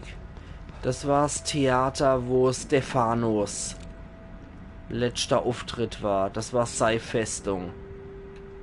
Und das ist die Festung von vom Para. Also dort auf jeden Fall nicht. Nicht beim alten Gebäude von Stefano. Da kann ich auch gar nicht durch. Da ist alles noch gesperrt. Okay, dann muss ich jetzt da entlang. Und schauen wir mal, wie es da ausschaut. Aber ich glaube, ich habe beim letzten Mal bei dem Seiteauftrag, bei der Nebenquest von Sykes hier ordentlich aufgerahmt. Insofern mal gucken, was dabei jetzt rauskommt hier. Ob ich hier nicht eventuell noch Ruheloser oder anderes Gesocks hier hab. Mal gucken. Ja, da ist das. Dann muss ich von hier aus wieder auf die Hauptstraße. Und dann komme ich dort eigentlich relativ gut zur Festung. Müsste hier dann erreichbar sein, genau. Aber natürlich steht mal wieder alles in Flamme hier. Wie könnte es auch anders sein, wenn der Pareteo damit zu tun hat? Kann er jetzt auch nicht drüber klettern, da ist er halt einfach zu ungelenkig dafür. Dann gehen wir halt hier durch die Flamme durch, statt über die sichere, trockene Kiste zu springen. Wenn wir jetzt auch nicht reingehen. Nee. Natürlich nicht. Hotel Sanctuary waren wir schon drin. Dann schauen wir doch mal. Okay. Wie schaut's dann aus? Flammewand. Komm ich nicht durch. Nee, geht nicht. Okay. Die Festung. Sucht ja einen Weg durch die Überreste von Union. Jetzt soll ich mich gerade wieder ein bisschen woanders begeben. Wahrscheinlich zum Hotel. Oder? Ja. Ist das Hotel, wo ich rein muss. Na gut. Flammewand geht nicht. Hat er jetzt rausgefunden. Und jetzt müssen wir irgendeinen anderen Weg da durchfinden. Hier speichert es auch schon automatisch. Das Hotel ist sauber, Hoffmann. Sind Sie mit den Anpassungen fertig? Weiter geht's nicht. Okay, ich schicke Ihnen die Koordinaten.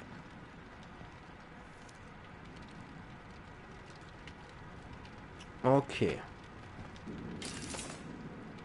Oh, das sieht aber nett aus hier. Ganz bezaubernd. Hier ist es.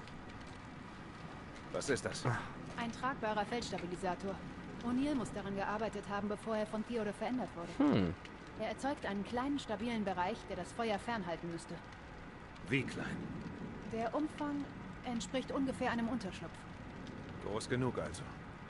Gut. Wie funktioniert er? Das ist der schwierige Teil. Er ist ein Prototyp und zickt daher ein bisschen rum. Ich muss ihn bedienen. Das Letzte, was Sie gebrauchen können, ist ein Ausfall, während Sie in einer Flammenwand stehen. Das kann ich nicht zulassen. Allerdings, ja. Das ist zu gefährlich.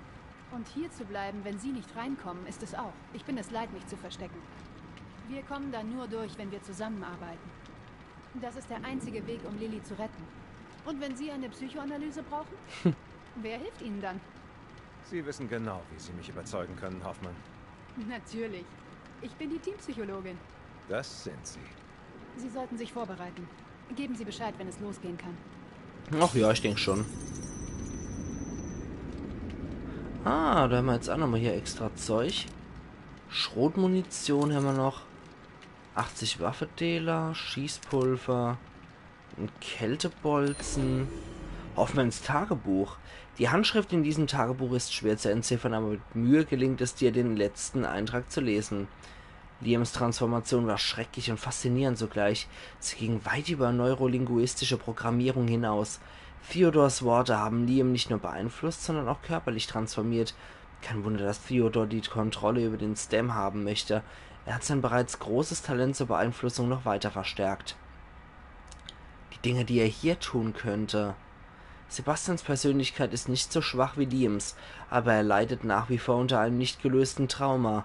Theodor wird ohne Zweifel seine neuen Fähigkeiten nutzen, um Sebastian zu brechen. Ich hoffe nur, dass er stark genug ist, ihm zu widerstehen. Okay. Eine Sicherung haben wir auch noch hier drin. Und da könnten wir jetzt nochmal in die Anstalt reingehen. Aber. Nicht in die Anstalt, Quatsch, in sein Zimmer natürlich. Okay, hier kommt nichts mehr von Interesse raus, glaube ich. Und hier? Hä, was ist denn das eigentlich? Irgendein tote Kopf. Herzlichen Glückwunsch. Igitt. Okay. Wir können entweder sofort loslegen oder ich speichere nochmal, aber ich glaube... Kupst wie gedupst, oder? Bereit, Sebastian? Ah, jo. Alles klar, Hoffmann. Tun wir es. Okay. Nach Ihnen. Ah, jo. Müssten wir jetzt durch die Flammewand durchgehen können. Aber wie gesagt, es wäre richtig scheiße, wenn das Ding ausfällt und du stehst halt voll in Flamme drin. Dann wäre das nicht so toll. Er müsste uns vor dem Feuer schützen, hält aber die Dinger da drin nicht davon ab, uns töten zu wollen. Natürlich. Keine Sorge, um die kümmere ich mich. Okay. Wird schon schief gehen. Ja, hoffen wir es mal. Okay. Das sieht doch schon mal gut aus. Schä, ach, wie mit dem Zirkel gezogen. Es funktioniert. Bleiben Sie nur innerhalb der Kuppel. Los! Hatte ich vor. Ich kann durch die ganzen Flammen nichts sehen. Halten Sie nach diesen Dingern Ausschau und folgen Sie mir. Ich kenne den Weg. Ihr Lebensanzeige ist jetzt auch noch mit dabei. Verteidige Hoffmann auf dem Weg zu Theodors Festung. Einer kommt durch. Ich hab ihn. Und sehr schön. Ja. Und er hat 600 Glucker bei sich. Ich glaube, das ist der nächste. Passen Sie auf, Hoffmann. Dafür sind Sie zuständig. Oh, wo ist er dann? Überall. Wo ist er dann jetzt? Verdammt nochmal. Ey! Ah, scheiße, scheiße, scheiße! Nein, ich wollte nicht improvisieren. Ich wollte...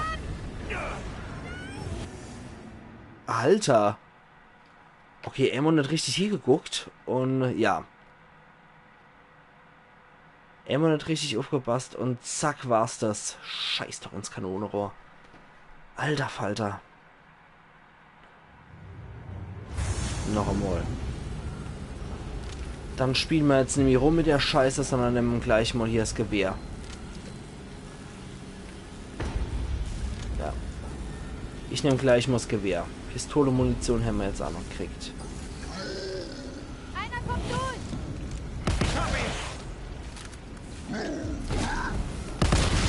So. Das war's schon mal mit dem. Und 700 Schleim. Wo jetzt auch immer der nächste Idiot durchgebrochen ist.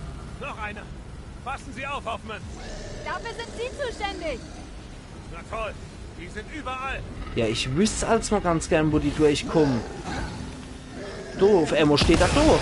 Urplötzlich steht da vor einem hier, der dumme Hansel. Kennst Kotzer.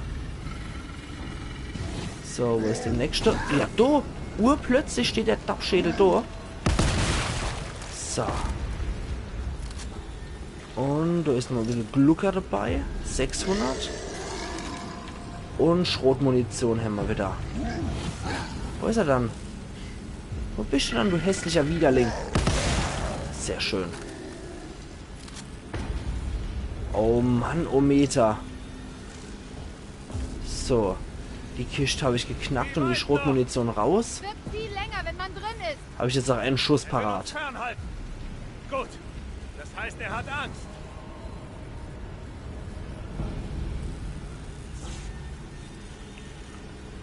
Mann, Mann, Mann. Sieht man halt auch überhaupt nichts. Also 0 Reichweite hat der Scheiß.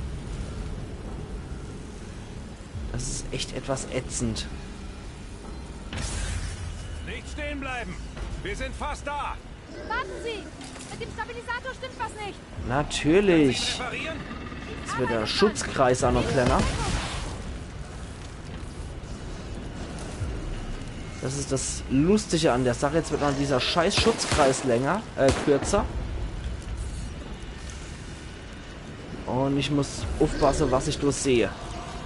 Okay, Schrotmunition. Oh Gott, das war die Riebabgeschosse. Los weiter. Das war knapp. Und voll in den Schritt noch geschossen. Okay, die Pistolekugel nehmen wir uns auf jeden Fall wieder. Und hier das Zeug hole ich mal auch noch, was da auch immer drin sein mag. Ach, still, mach auf. Kältebolze. Okay. Dauern Sie es schon? Damit kann ich wieder gut machen, was ich Lilly angetan habe. Und all den anderen, die wegen mir im Scam sind. Also nein, ich bedauere es nicht. Da ist noch was. Spritze ist da drin. Auch mal zur Zeit mal nicht. Ah, da ist wieder der nächste Arsch. Na, der super Typ. So, Monochlader. Ich glaube alleweil, dass der Revolver die clevere Lösung ist hier. Ich glaube es wirklich. Revolver schießt schneller und besser und macht eventuell noch schöne Crits. Von daher, nee, ich denke, ich greife ab jetzt auf den Revolver zurück. Lass die Flinte einfach mal Flinte sein. Wenn ich wieder freiere Sicht habe und besser sehe, kann ich auch mal wieder aufs Sturmgewehr zurückgehen. Öffnen. Was ist los? Er fällt wieder aus. Warten Sie! Rotmunition. Beeilung, hier wird's ziemlich heiß. Okay, wo ist denn der hässliche Freak? Da ist er schon. Sehr gut. Oh, der stand direkt vor mir.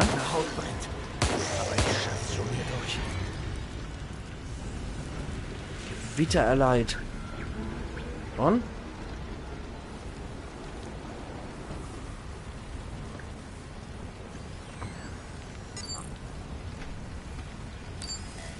Er läuft wieder.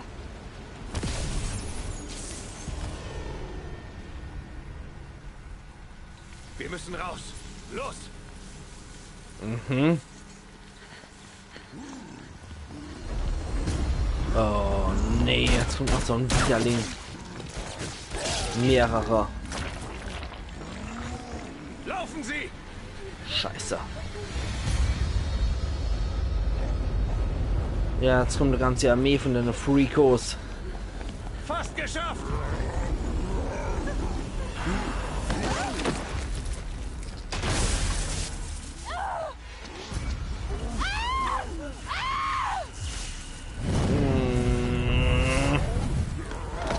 Die schafft's natürlich nicht.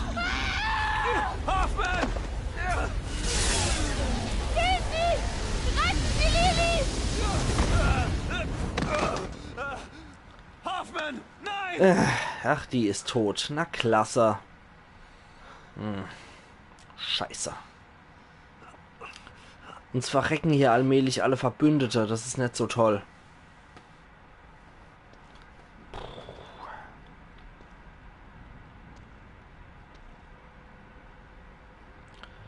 Tut mir leid, Yukiko. Er wird dafür bezahlen. Versprochen. Ja, der Preis kann gar nicht hoch genug sein, den der Typ zahlt. Kapitel 14. Ein Altar in Flammen. Trophäe erhalten in Kupfer. Feuer, zieh mit mir. Übrig. Aber er wird mich nicht aufhalten. Erklimme Theodors Festung, um ihn zu stellen. Ja, das wird nicht einfach sein hier. Zumal es jetzt absolut sei reich ist. Das wird heftig. Und das ist sei selber erdacht, die Kirche, die er sich hier anscheinend gebaut hat. Alter Falter, so ein kranken Shit. Ist das heftig. Oh je. Jetzt gucken wir aber nur mal, was wir hier eventuell an Schätze und so noch finden könnten. Flasche. Haben wir hier überhaupt eine Karte? Nee, weil das wieder Spezialgebiet von einem Schurke ist, haben wir hier keinerlei Karte. Das ist zum Kotzer. Na gut. Dann halt ohne Karte. Dann muss ich mich wieder mit meiner grandiose Orientierung zurechtfinden. Und? Das finde ich schade.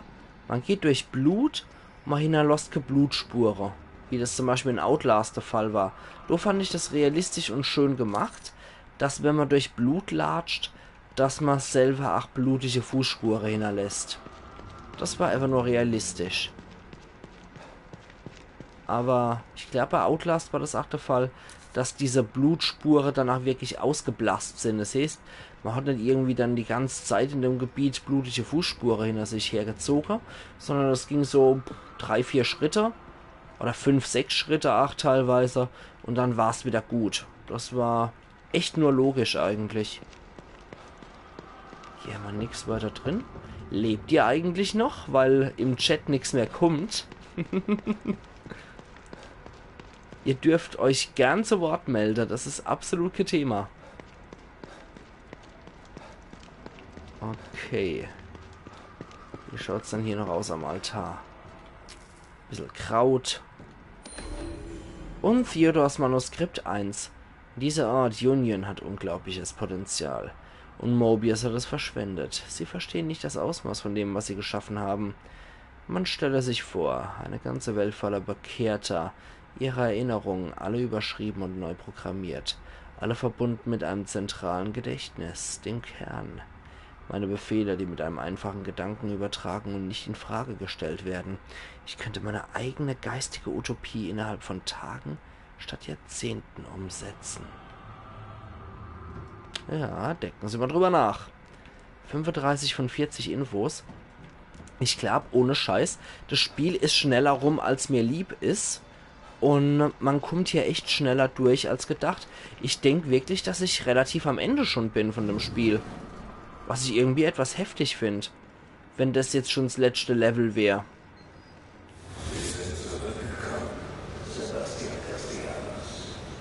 Ja, aber diesmal ist es anders. Sie kommen nicht davon.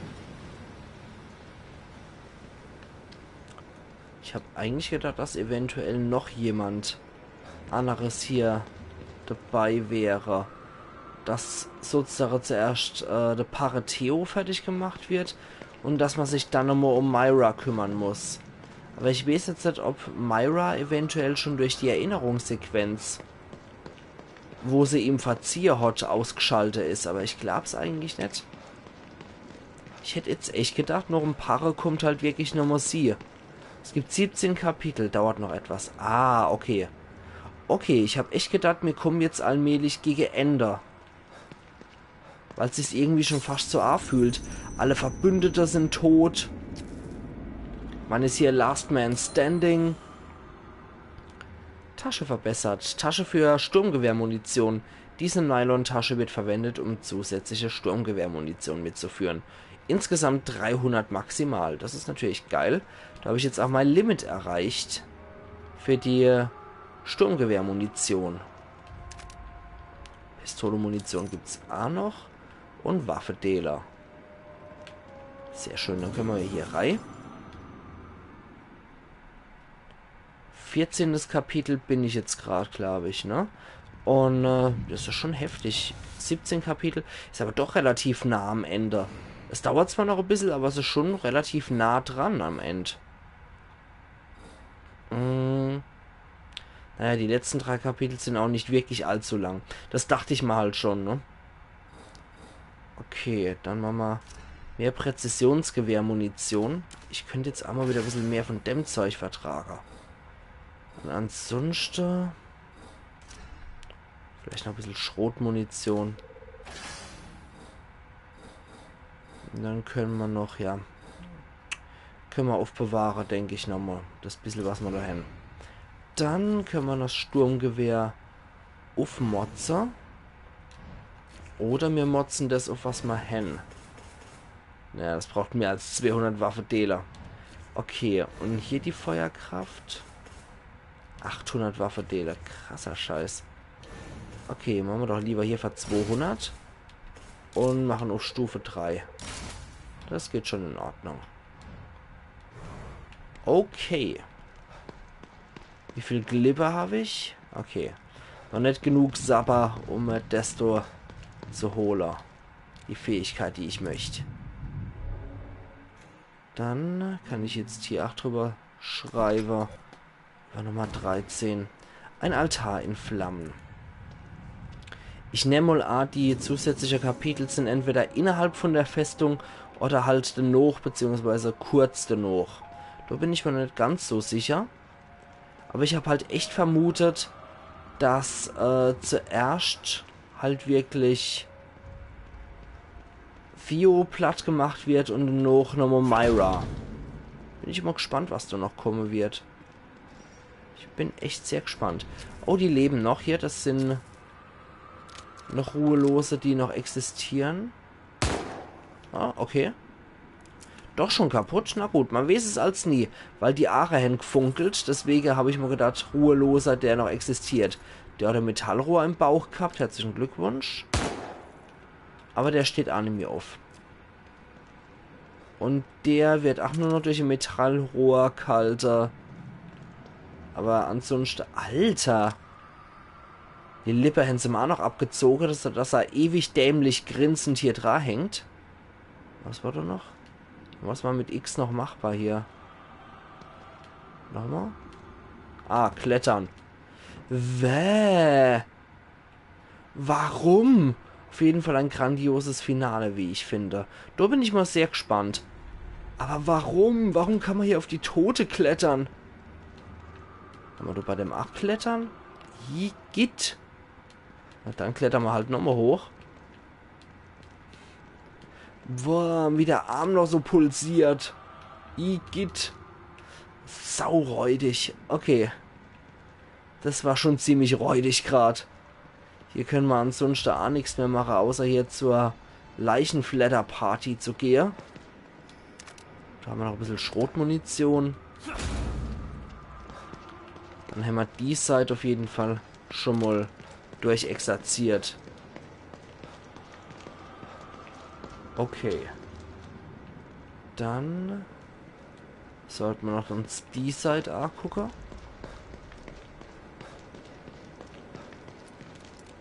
Mal gucken, was hier kommt.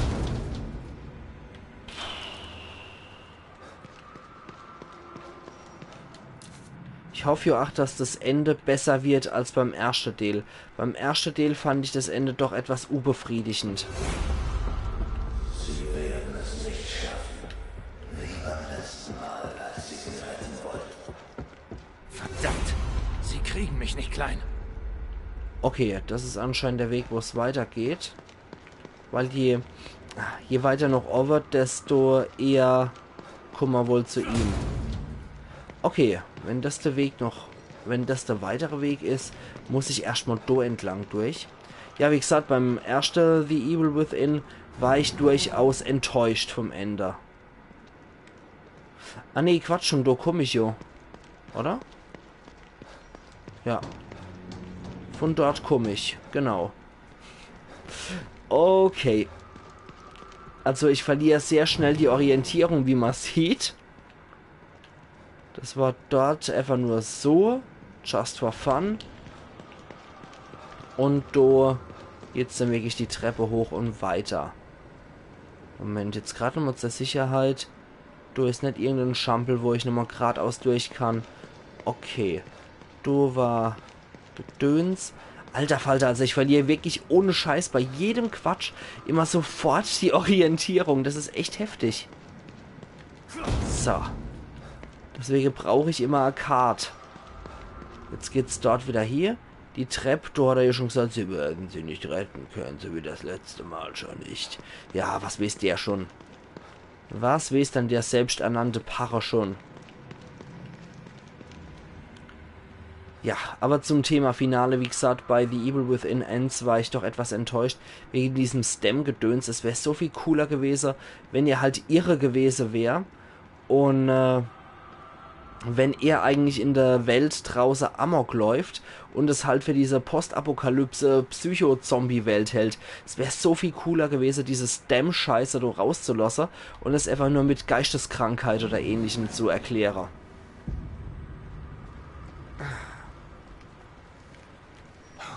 Ein bisschen Strecke zwischendurch.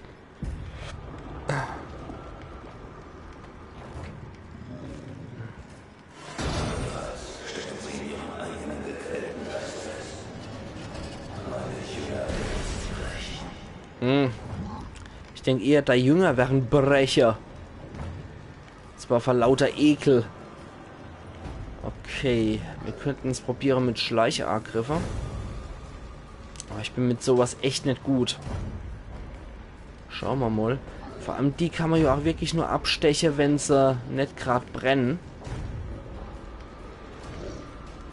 Probieren wir es einfach mal. Rotmol wer mich natürlich sofort gesehen hat. Rotmol werden wir natürlich sofort auf die Schnutschlacht. Alter! Geht's noch? Okay.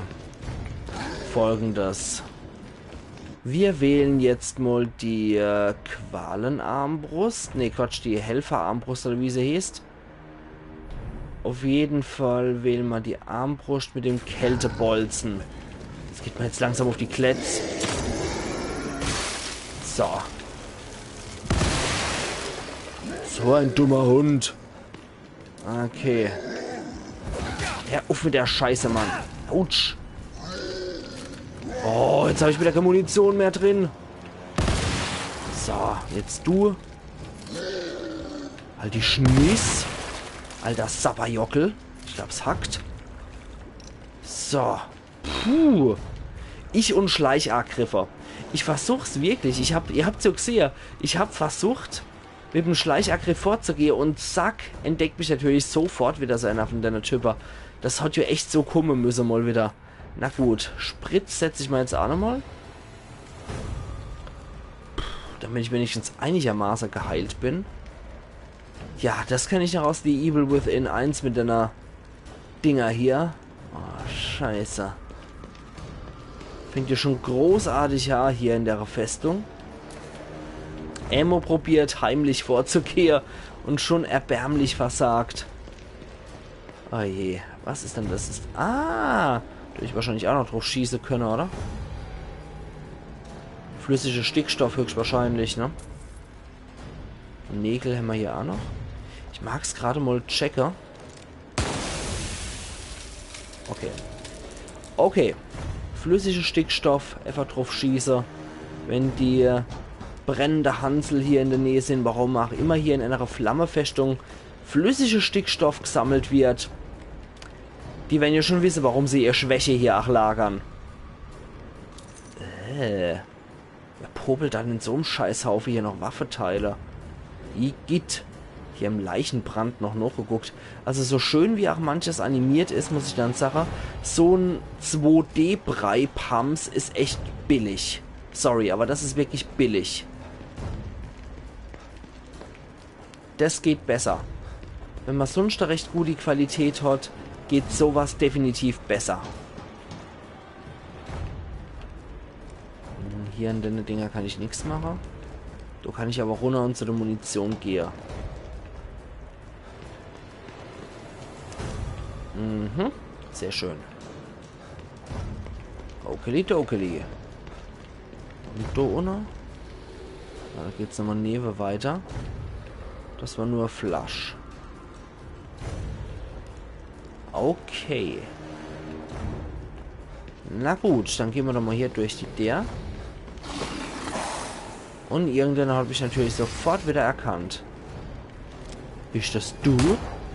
Okay. Harpunebolzer. 2 Harpunebolzer. Ah, ich sehe dich schon. Knecht. Nochmal locke den Schimmler und dann... Ja, komm doch her, du Gammler. Roar.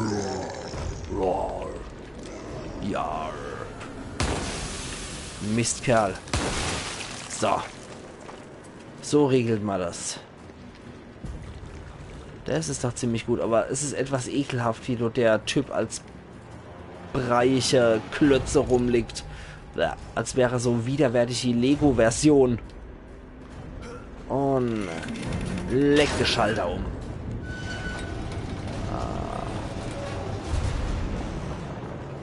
Mhm. Alter, was war denn das hier so? Kameraperspektive wechseln und er steht so vorne dran, Alter. Schön, dass ich jetzt auch weiß, dass der Bastel Schlupflied hat. Und wie schaut's hier aus?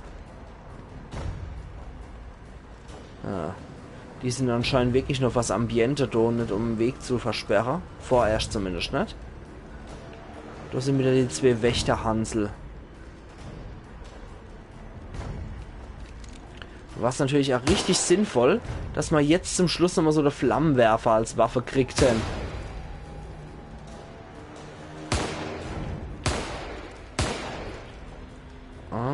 Okay.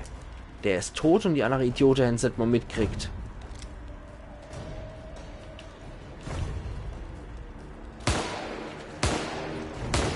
So, dafür sind die einfach zu blöd und zu hässlich anscheinend, um das mitzukriegen.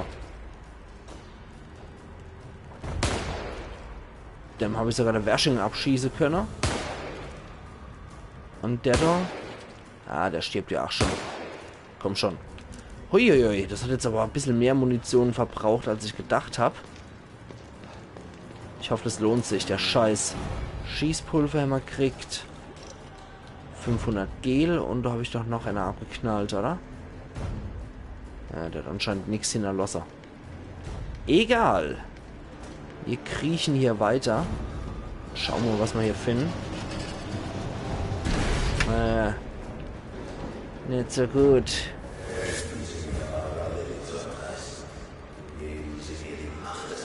Niemals. Warum will jeder Union kontrollieren? Es ist nicht mal real. Union ist besser als die Realität. Union ist Mobius. Ihre Geister sind damit verbunden. Union zu kontrollieren heißt sie zu kontrollieren. Und mit ihnen kontrolliert man die Welt. Wenn sie denken, ich helfe einem Arschloch wie Ihnen, Arschlöcher wie die zu übernehmen, sind sie verrückter als gedacht. Das war mal wieder schön auf den Punkt gebracht. Ja, die bleiben dran hier mit ihrer Schwappelärme. Igitt. Rotes Gel haben wir auch noch mal gekriegt. Ja, da fällt sogar noch runter. Und hier in dem 2D-Knochenhaufen finden wir einen Nagel. Warum auch nicht? Jetzt dienen die Dinger zur Sperre.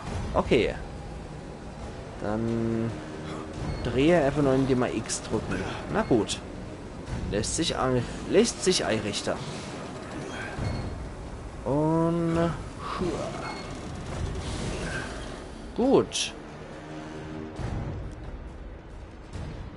Wie sieht's hier aber aus? Sag doch mal, du hast eine Para.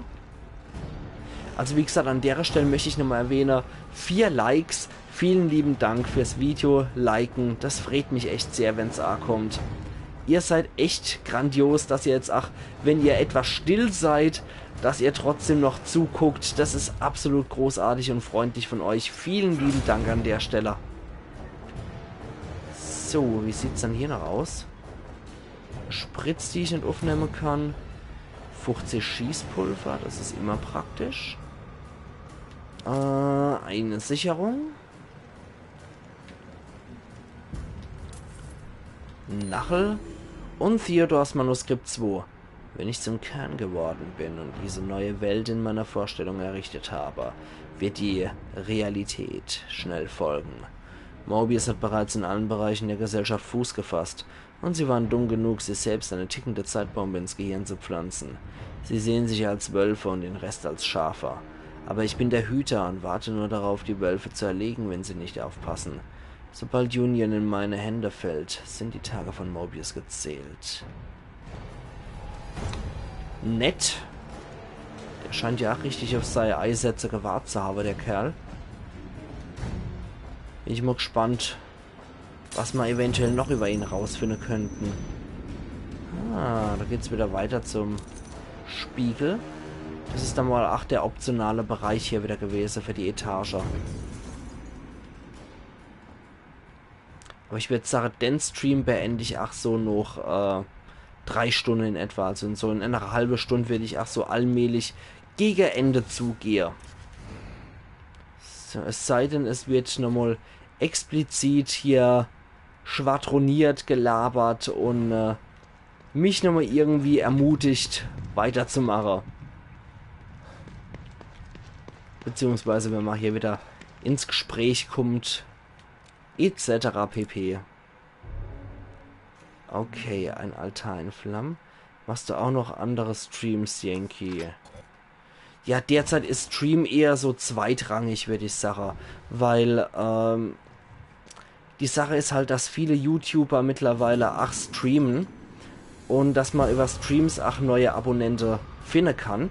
Ewe, weil es halt mal was ist, was nicht direkt vorbereitet wurde und man mit dem Streamer mal live hier kommunizieren kann.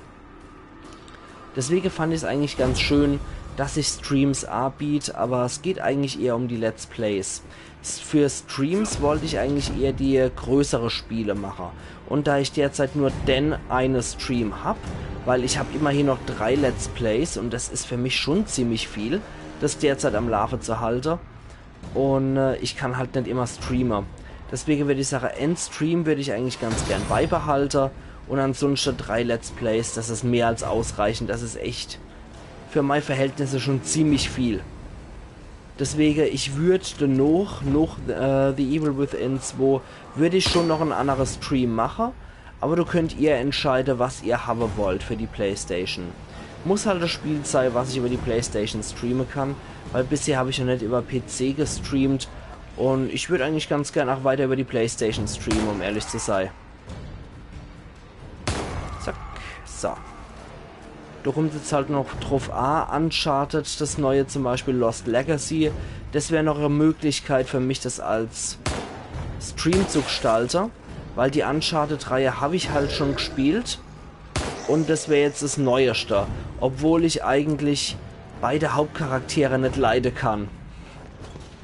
Vor allem Nadine Ross, die habe ich ja schon in Uncharted 4 absolut gehasst. Von daher, die Charaktere kann ich nicht besonders leiden, aber trotz allem, weil es halt zu der Uncharted-Reihe gehört, würde ich es halt spielen wollen. Ansonsten, wenn ihr noch andere Ideen habt von PS4-Spiele, die ich streamen könnte, als raus damit. Ich richte mich durch euch, selbstverständlich noch eure Wünsche. Insofern könnt ihr natürlich auch immer mit Ideen kommen. So, Schießpulver und grünes Gel hatten wir hier noch. Hier können wir noch den Hebel ziehen. Aber erst mal gucken. Warte mal. Okay, der steht nämlich auf. Na gut. Von da komme ich. Genau, von hier komme ich. Da geht's halt weiter. Dann gehe ich doch erstmal da lang. Da haben wir noch eine Handaxt. Bei PS4 kenne ich mich leider nicht so gut aus. Zock eigentlich nur PC. Ah so, okay. Ich zock halt eher mal über die PlayStation 4, weil du die Aufnahmen auch erheblich leichter sind als am PC. Nylon-Tasche für Pistolenmunition. 44 insgesamt kann ich jetzt mit mir führen. Sehr cool. Ja, wie gesagt, ich mache halt eher PlayStation 4, weil es so unglaublich einfach aufzunehmen ist und sehr viel stresssparender ist, als wirklich über PC zu aufzunehmen. Finde ich zumindest. So. Deswegen, was für die PS4 möglich ist, würde ich auch gern spiele für euch und streame für euch. Das ist absolut kein Thema. Du müsstest mal halt nur mit Vorschlägen kommen, welche Spiele ihr gern sehen würdet bei mir. Das hat sich jetzt eigentlich echt angeboten, The Evil Within 2, weil ich das erste Spiel schon gespielt habe und eigentlich recht gut fand. Und da wollte ich halt unbedingt mal auch den zweiten Teil spielen und probieren. Insofern hat das eigentlich recht gut gepasst.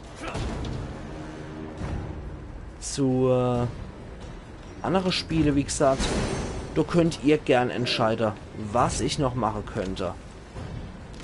Ach, scheiß drauf, dann nehmen wir jetzt mal Sturmgewehr, oder? Ups. Treffe sollte ich vielleicht noch. Ippala. Ey, Herr Uff, du ekliger Freako. Alter. Komm. Na toll. Keine Munition. Autsch. Jetzt krieg ich die ganze Zeit auf die Gosch von einem ekligen Mutant hier. Ich glaube, es hackt. Aber ich glaube wirklich, der Revolver ist noch eine recht gute Wahl hier. Sturmgewehr war ja doch recht nutzlos. Dann setzen wir uns halt den nochmal. So. Hier haben wir keine Möglichkeit, das Ding auszuschalten oder so. Nee, sieht nicht so aus. Hier höchstens.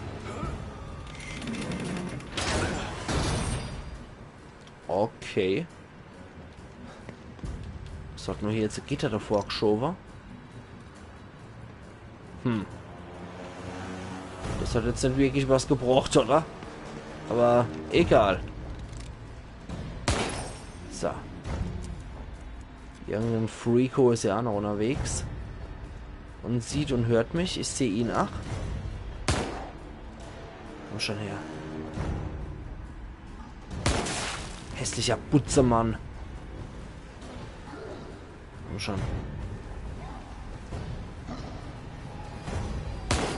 Sehr gut.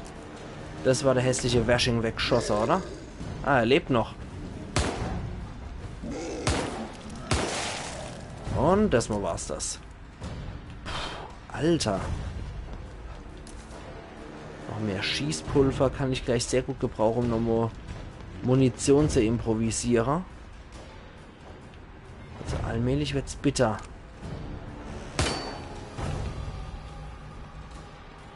Und wie schaut's hier aus? Keine andere Gegner. Hier kann ich abdrehen. Ansonsten hier in der Richtung. Da können wir ja nichts machen, ne? Hier können wir nichts abschießen, um die Flamme hier zu beenden. Nee. Ansonsten könnt ihr auch auf meiner Facebook-Seite oder auf Twitter vorbeigucken. Da bin ich eigentlich auch immer relativ aktuell unterwegs, was meine Projekte angeht, und stelle auch mal durchaus zur Wahl, was ich als nächstes streame oder Let's Playe könnt und so weiter und so fort. Und wenn ihr wollt, können wir auch da ganz gern über einen neuen Livestream von mir diskutieren und abstimmen. Ach, das wird mich natürlich sehr freuen. Es gibt zurzeit so viele gute Spiele, ich weiß schon gar nicht mehr, was ich privat zocken soll.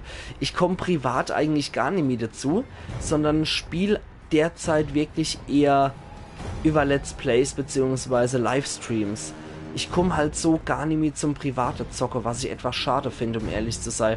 Auf der anderen Seite ist halt auch schön, wenn man etwas zum ersten Mal spielt und das gleich als Let's Play machen kann, um dann den Leuten gleich zu zeigen, wie man darauf reagiert hat.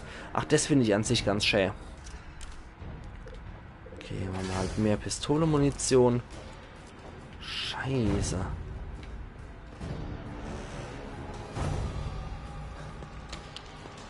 Und was würdest du dann so derzeit empfehlen, Flash?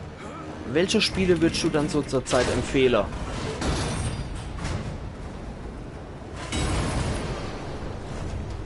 Ich glaube, jetzt habe ich mich gerade selber eingesperrt. Zusammen mit dem Cat Dog. Ist es tot? Er lebt ja als noch. Geht. 700 Blubber bringt er mir. Und den anderen ist anscheinend auch noch da. Ah, da sind sie jo. Na toll. Okay. Zack. Ey, hör auf. Okay. Die sind auch beide hinüber. Sehr schön. Jetzt gehen auch die Gitter wieder hoch. Und zwar alle. Ausgezeichnet. Blitzbolze, da haben wir schon alles voll. 75 Waffendealer. Und da ist nochmal flüssiger Stickstoff. Schießpulver gibt's noch. Alter Falter, also Munition könnte man echt mal ein bisschen mehr finden, jetzt mal ohne Scheiß. Zocke gerade Siege of Dragonspear. Was ist dann das? Klingt so noch Strategiespiel.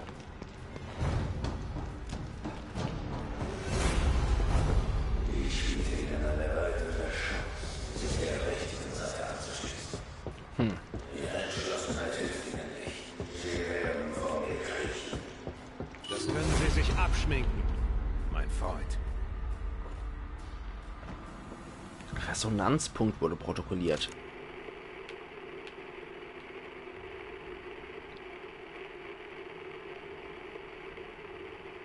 Okay. Was dann wohl hier sei. Und da geht's wieder in den Raum. Dann gehen wir auch nochmal ins Zimmer und speichern da nochmal. So, Sebastians Zimmer. Ne, 210. Schauen wir mal, was wir hier noch machen können. Da würde ich ganz gerne mal Pistole, Munition, Hersteller. Ansonsten... Erst... scheiße. Ich wollte gerade auf einen anderen zurückgreifen, aber egal. Ansonsten Waffendealer. Kann man doch noch irgendwas Tolles mit basteln? Ich glaube, ich spare lieber auf die ganz gute Sache hier, oder? Ja, lassen wir das mal gut sein. Da spare ich lieber wirklich auf die richtig gute Sache. Okay. Und da sieht's wie folgt aus. Ja, fast 60.000 Blubber. Da finden aber immer noch 15.000 zur Erreichung, zum Erreichen meiner Ziele, indem ich dann den ultimative Zeitanhalter-Angriff krieg. So, gespeichert Hämmer.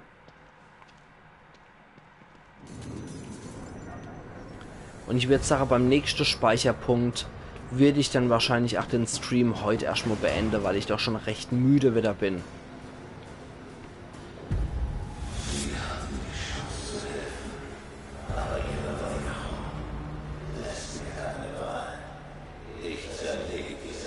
Natürlich.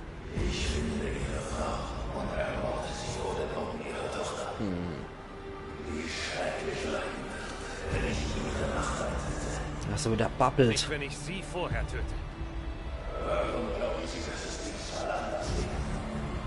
Ich komme wieder, bis einer von uns tot ist. Okay, also für einen Bosskampf bin ich viel zu unreichend bewaffnet.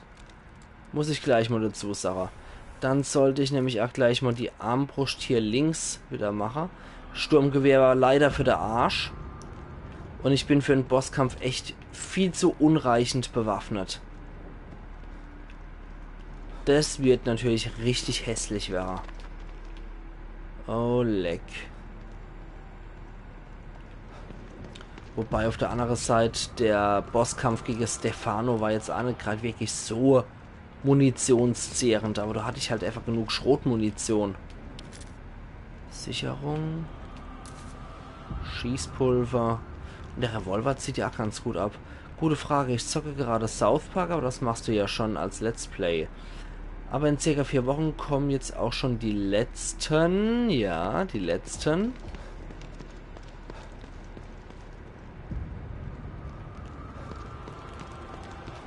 Oh, was haben wir hier noch? Nix.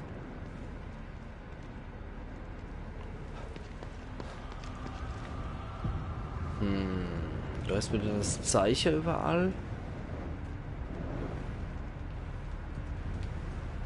Ja, die letzten. Flash, ich warte.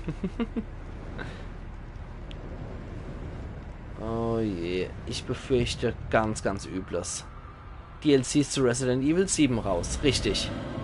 Aber das ist ja auch so klar, dass ich das auch nur als Let's Play machen werde und nicht als, ja, nicht als Livestream.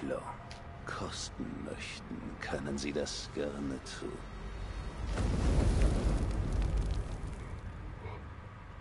Entschuldigung. Man merkt, wie gesagt, dass ich schon müde werde. Du hast mir das angetan. Du hast mich nicht gerettet.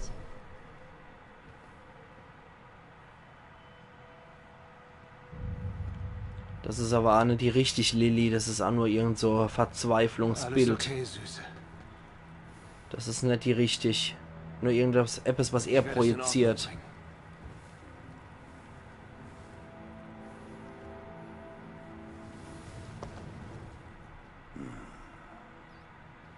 Ich hab dich so lieb, Lilly. So war es. Und so wird es immer sein. Und diesmal rette ich dich. Versprochen.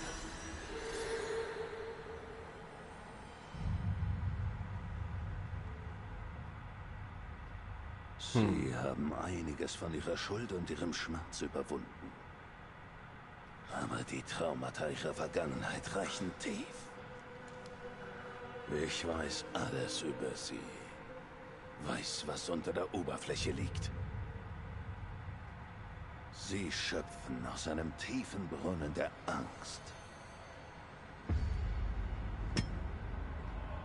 Sie haben viele Schrecken erlebt und sie werden von ihnen verfolgt. Erinnern Sie sich, wo es begann. Erinnern Sie sich an Beacon. Denk doch einfach nicht drüber nach, sondern greif doch einfach den Hansel an.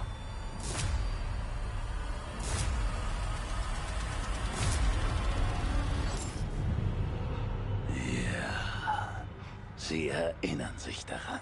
Okay. Ah, der Ackermanns Heinz. Oh, boah, mit seiner Motorsäge. Da ist er wieder. Ackermann kommt. Ackermann kommt.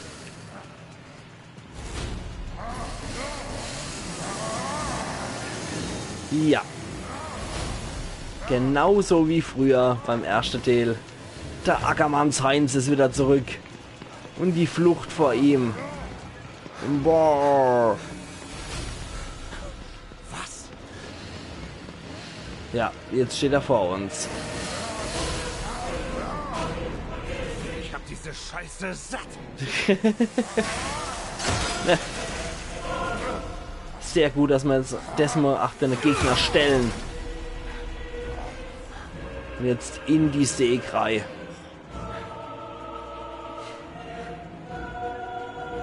Diesmal nicht. Wie der Plot immer mehr übertreibt. Ich bin froh, es nicht gekauft zu haben, aber es macht Spaß, bei dir zuzusehen. Okay.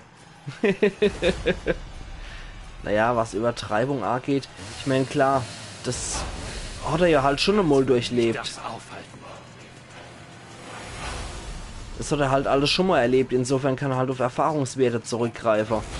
Na dann, zersägt doch mal der Ackermann.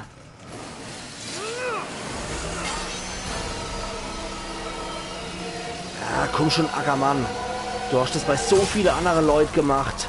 Es ist mal Zeit, dass du das machst.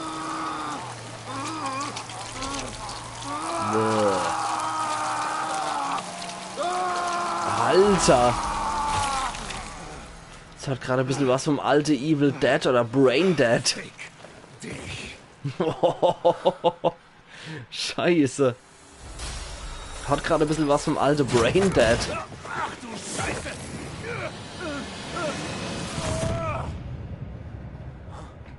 Und jetzt geht's weiter mit der Samantha oder was? Oder exerzieren wir jetzt die ganze alte Bossgegner durch? Ah, nee, das ist der Ackermanns Schorsch. Der Tresorkopf. Ja. Motto. Ackermann, Knecht, wie sieht's aus? Autsch. Lass mich mal bitte durch mit der hässlichen Bierranze hier. Okay, also jetzt werden anscheinend hier die ganze Bossgegner wieder durchexerziert.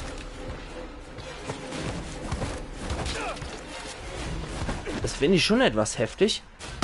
So ein ekelhafter Fleischbeitel hier mit seinem Metzgershammer. Ja, da hat schon drauf hier der Ackermann. PG-Munition haben wir auch noch gekriegt. Das ist natürlich auch sehr gut.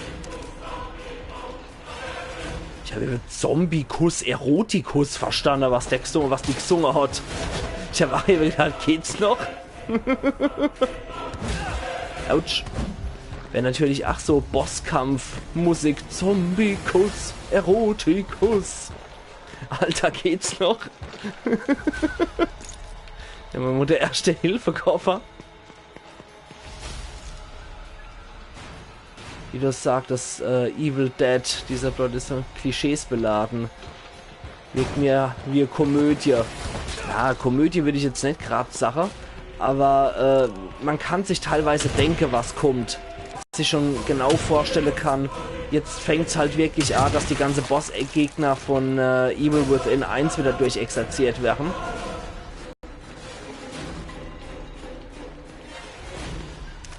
Das kennen wir ja noch vom ersten Teil. Scheiß Ackermanns Schorsch. Ah, komm her. Ackermann. Knecht, wie sieht's aus? Und schon wieder das Zombie-Kuss-Erotikus-Lied. Ah, na. Oh, es sind sogar schon 2 Wochen. Der Ackermanns Fritz kommt auch noch dazu. So, Patsch. Lass mich runter. Über der Dressur geht's weiter.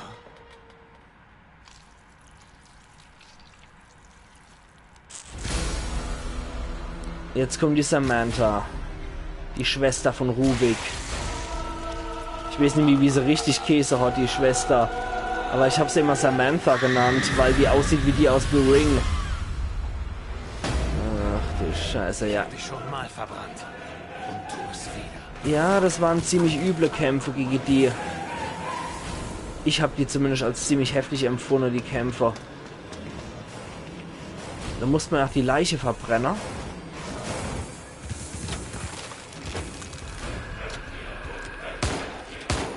So. Sag ich ja, Klischees. Und... Los! Wow, die macht aber auch ziemlich gute Geräusche hier.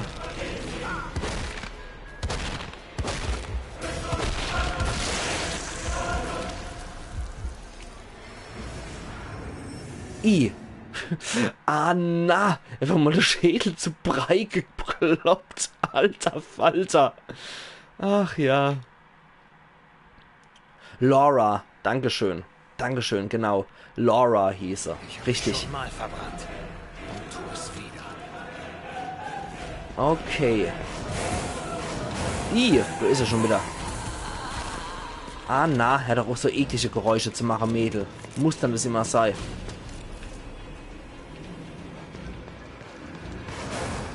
Hör auf. So. Zombie-Kuss, Erotikus. Nee, lass es sein. Lass es sein.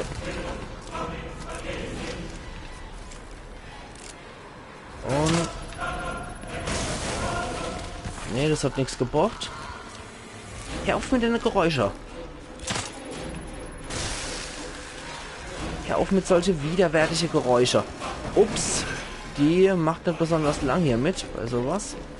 Dann muss es ja anscheinend hier festsetzen. Upsila. Ah.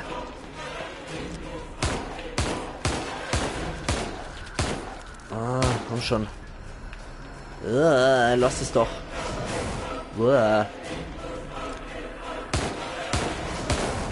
Kann schon mal einfach stillhalten, Mädel? Wie wäre dann das? Ja, da ruft wieder eine Geräusche. Das ist ekelhaft. Keiner mag sowas hören. Okay. Bevor ich mir den Kopf zum Matschepampe zerschlagen krieg. Und? Bleib. Was auch immer das bringt. Hör auf. Mach nicht so Geräusche. Das ist ekelhaft.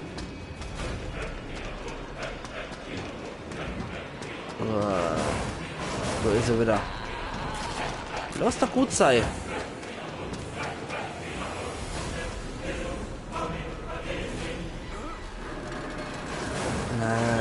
Scheiße. Nee. Da kommen wir nicht dran. Nicht, wenn die Troller uns auf der Ferse ist. Oh, leck mich doch am Kippel.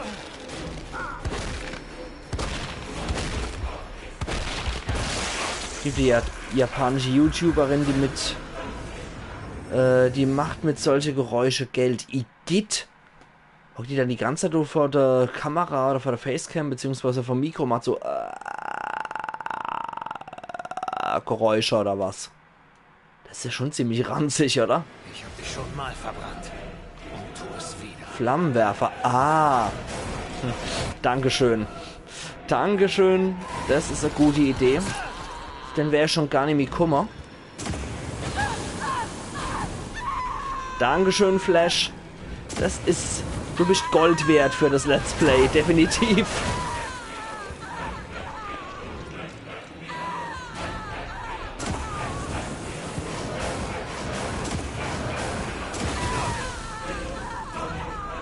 Okay. Und... Halt doch auf, Mädel.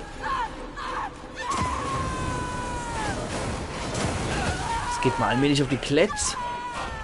So.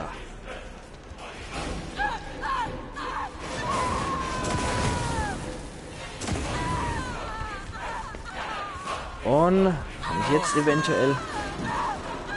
Oh, hier ist das ja leid. Deine Vorführung war gerade beeindruckend. Vielleicht solltest du auch mit den Geräuschen Geld machen. Uff, pelzig, ja.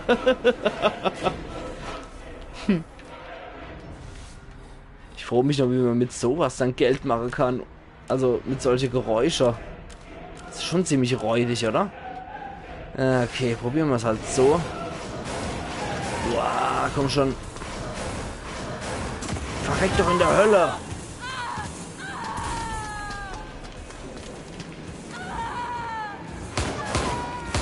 Laura, ich hab dich allmählich satt. Na also. Bin ich jetzt endlich tot? So. Der merkt, dass er nicht weit kommt bei mir. Was haben Sie sonst noch zu bieten? Tot. Das ist noch harmlos. Die Japaner haben da so manches, da würden wir blöd schauen. Allerdings. Oh, hallo Myra. Ohne Aare. Sie muss in Sicherheit bleiben.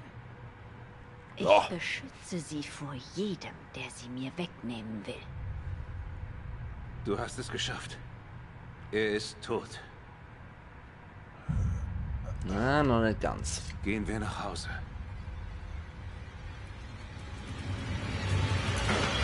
Nein! Alter. Des Kerns ist mein. Jetzt schlachten die sich hier noch gegenseitig ab. Ups. Kikakuko köstlich.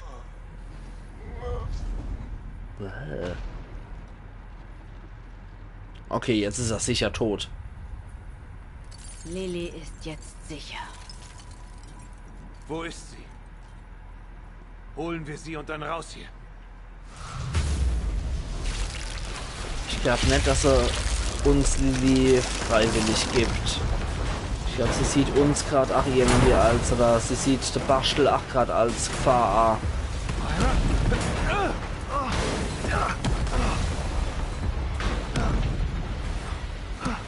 Myra! Mhm. Oh je, oh je, oh je.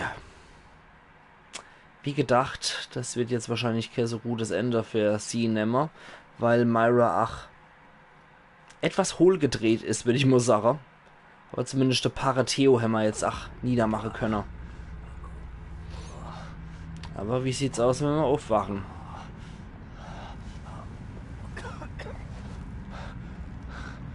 Myra?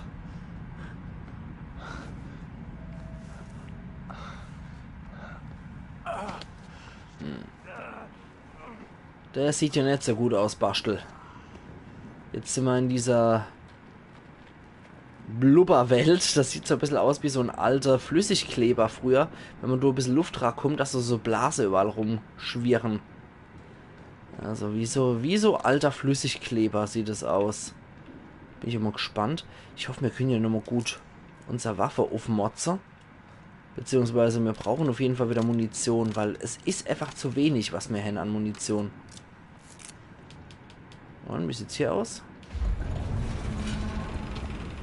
Uiuiuiui. Uiuiuiui.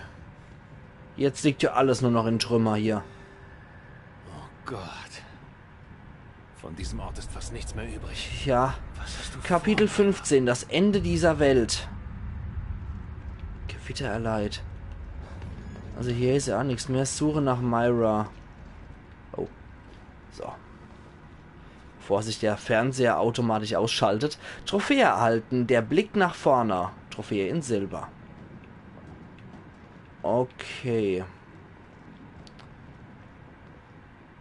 Sieht aus wie der Ort, wo Ares in Final Fantasy VII stirbt. Fincht? Echt? der Ort, wo sie stirbt, ist ja eigentlich eher... Ja, das ist mit so einem Brunnen, ne? Insofern, oder beziehungsweise mit so einem Teich. Das ist eigentlich eher ein recht schöner Ort. Das hier, das ist... widerlich. Das ist wirklich das Ende von der Welt. Das erinnert so ein bisschen an die Scherbenwelt in Warcraft, finde ich. Also draußen. Ja, ja. Ja, schon klar, dass du das hier draußen menschst, aber ich finde, das hier ist schon ziemlich räudig. Das hat nichts mehr von einer würdevollen Ruine vom alten Volk aus Final Fantasy VII an sich. Das ist eher total zerschmettert. Hier stimmt gar nichts mehr. Hier sind nur noch ein paar einzelne Brocken, die hier durch die Gegend fliegen. Dort kaum noch irgendwas Substanz und Zusammenhang. Und die Welt ist wirklich kurz vor Zusammenbruch. Ja, das sind vielleicht noch solche Figuren von Stefano. Ich mach sie mal kaputt. Man weiß ja nie. Lieber mal den Kopf einschießen, als dass die nochmal aufstehen.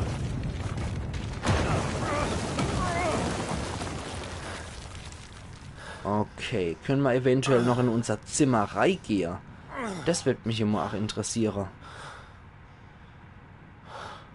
Okay. Myra, wo bist du nur? Töte nicht die alten Ahnen. Doch, auf jeden Fall. Das muss so sein.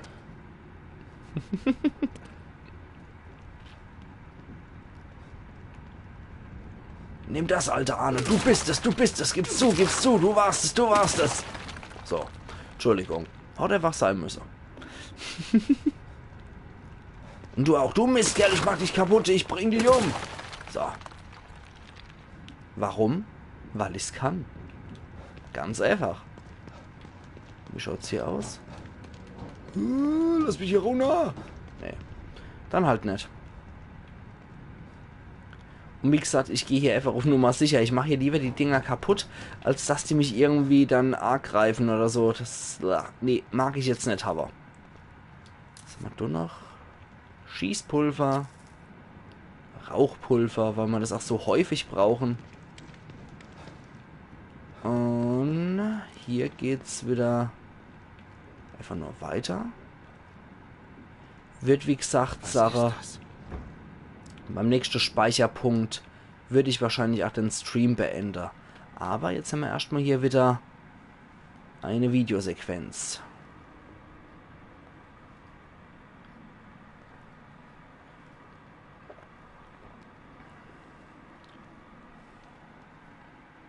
Ja, so viel traue ich dem Spiel an Falle definitiv auch nicht zu. Okay. Myra, bist du's her? Holen wir Lilly und verschwinden wir, bevor wir für immer hier festsitzen. Wir bekommen unsere Familie zurück.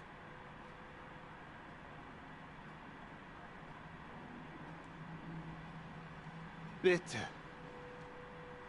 Ich weiß, du bist noch da drin. Und anscheinend liegt dir viel dran, Ruvik zu imitieren. Verdammt, du musst mir zuhören. Die kämpft wohl 8 Grad stark damit. Und muss wohl auch überlegen, ob er echt ist oder nur ein Trugbild.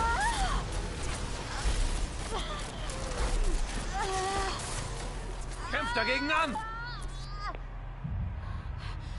Ich kann nicht. Ich muss Lilly beschützen. Das hast du schon, Myra. Stefano kann ihr nichts antun. Und Theodore auch nicht. Sie sind tot.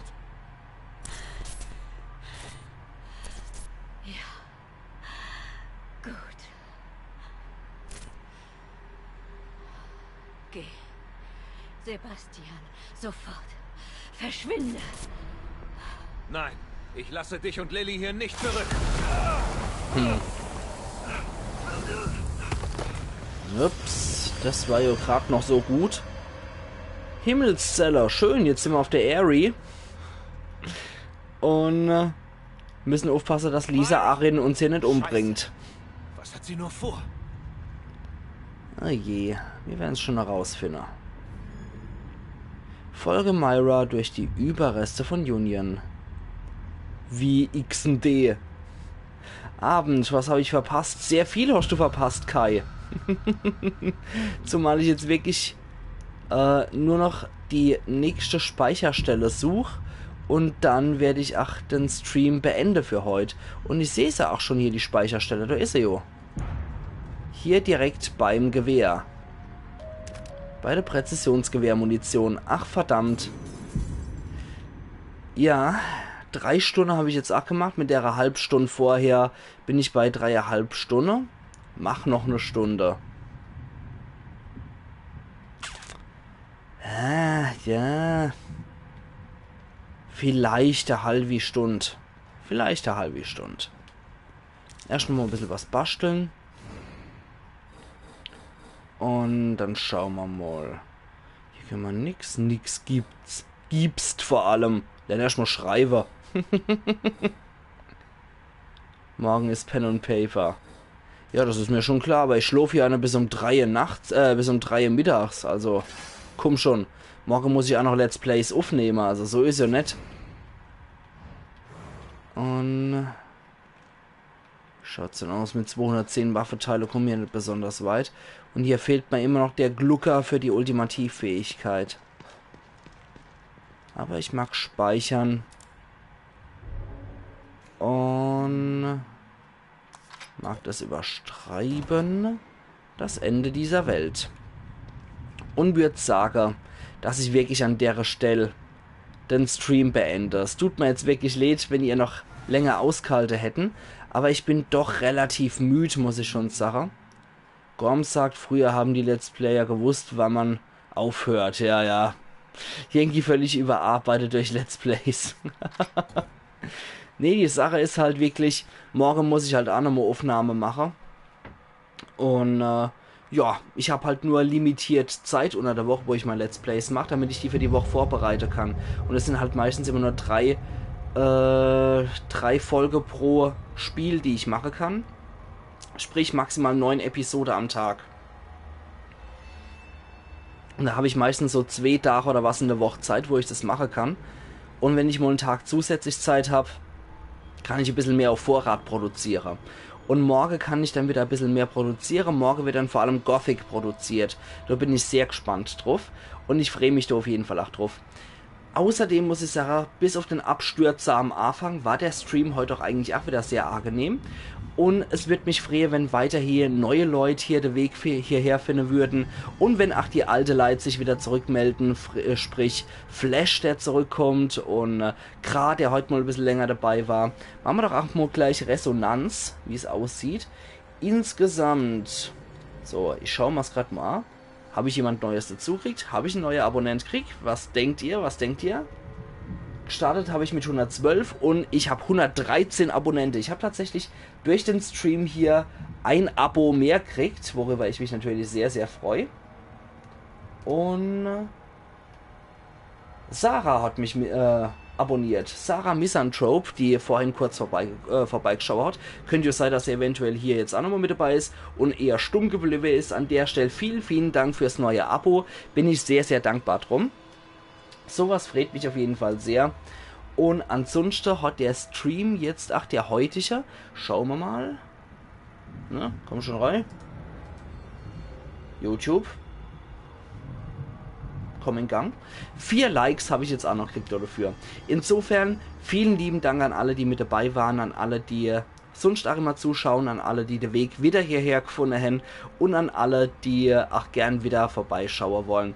Ich danke euch auf jeden Fall für alles. Es hat mir mal wieder sehr viel Spaß gemacht und ich denke, die nächste Sitzung vom Livestream von 5. Danke Kai.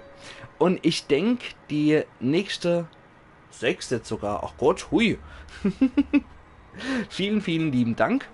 Und ansonsten werde ich halt sagen, die nächste Sitzung vom Livestream von Let's Play, Let's Stream, wie auch immer, The Evil Within 2 auf Pelzig, wird dann das Spiel auf jeden Fall auch beenden. Ich denke, die können wir dann durchaus Freitag in einer Woche ansetzen. Ich denke, das wird klar gehen.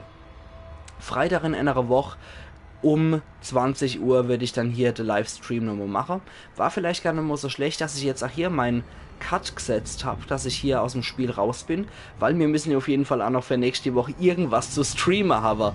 Insofern würde ich sagen, wir sehen uns einfach Freitagmorgen in einer Woche wieder zum nächsten und auch gleichzeitig letzten Stream von Let's Play, Stream, wie auch immer, The Evil Within 2 auf Pelzig. Vielen lieben Dank an alle von euch, die mir hier zugeguckt haben, die zu Gast waren, die kommentiert haben, die Abos sogar gegeben haben und Kommentare gegeben haben. Es war mir mal wieder Ehre, mit euch hier einen Stream zu erleben. Also machen's gut und bis spätestens morgen in einer Woche um 20 Uhr für den letzten Stream hier. Und ansonsten könnt ihr täglich 3 Let's Plays von mir gucken, die ich auch täglich veröffentliche werde. Ist gut, ja, und euch doch auch, selbstverständlich. Vielen lieben Dank nochmal an der Stelle. Machen's gut, einen schönen Abend und ein schönes Wochenende, da wir uns nämlich live wohl sehen werden. Außer du, Kai, wir sehen uns morgen wieder zum Pen and Paper. Freue ich mich ganz besonders drauf. Ich habe viel lustige Sachen vorbereitet. Schlaf gut bis morgen, ich bringe dann den Ordner mit. Das wäre sehr nett, du hast ja immerhin meinen Charakter in Verwahrung. Also machen's gut und bis dann. Wir sehen uns, wenn wir uns sehen, entweder digital oder in der realen Welt. Ayan Yankee. Und vielen Dank, den Spaß beim Pen and Paper werden wir auf jeden Fall haben. Auch dir vielen Dank fürs rege Kommentiere, Kra. Machen's gut, ihr liebe Leute. Der Stream ist ab jetzt beendet.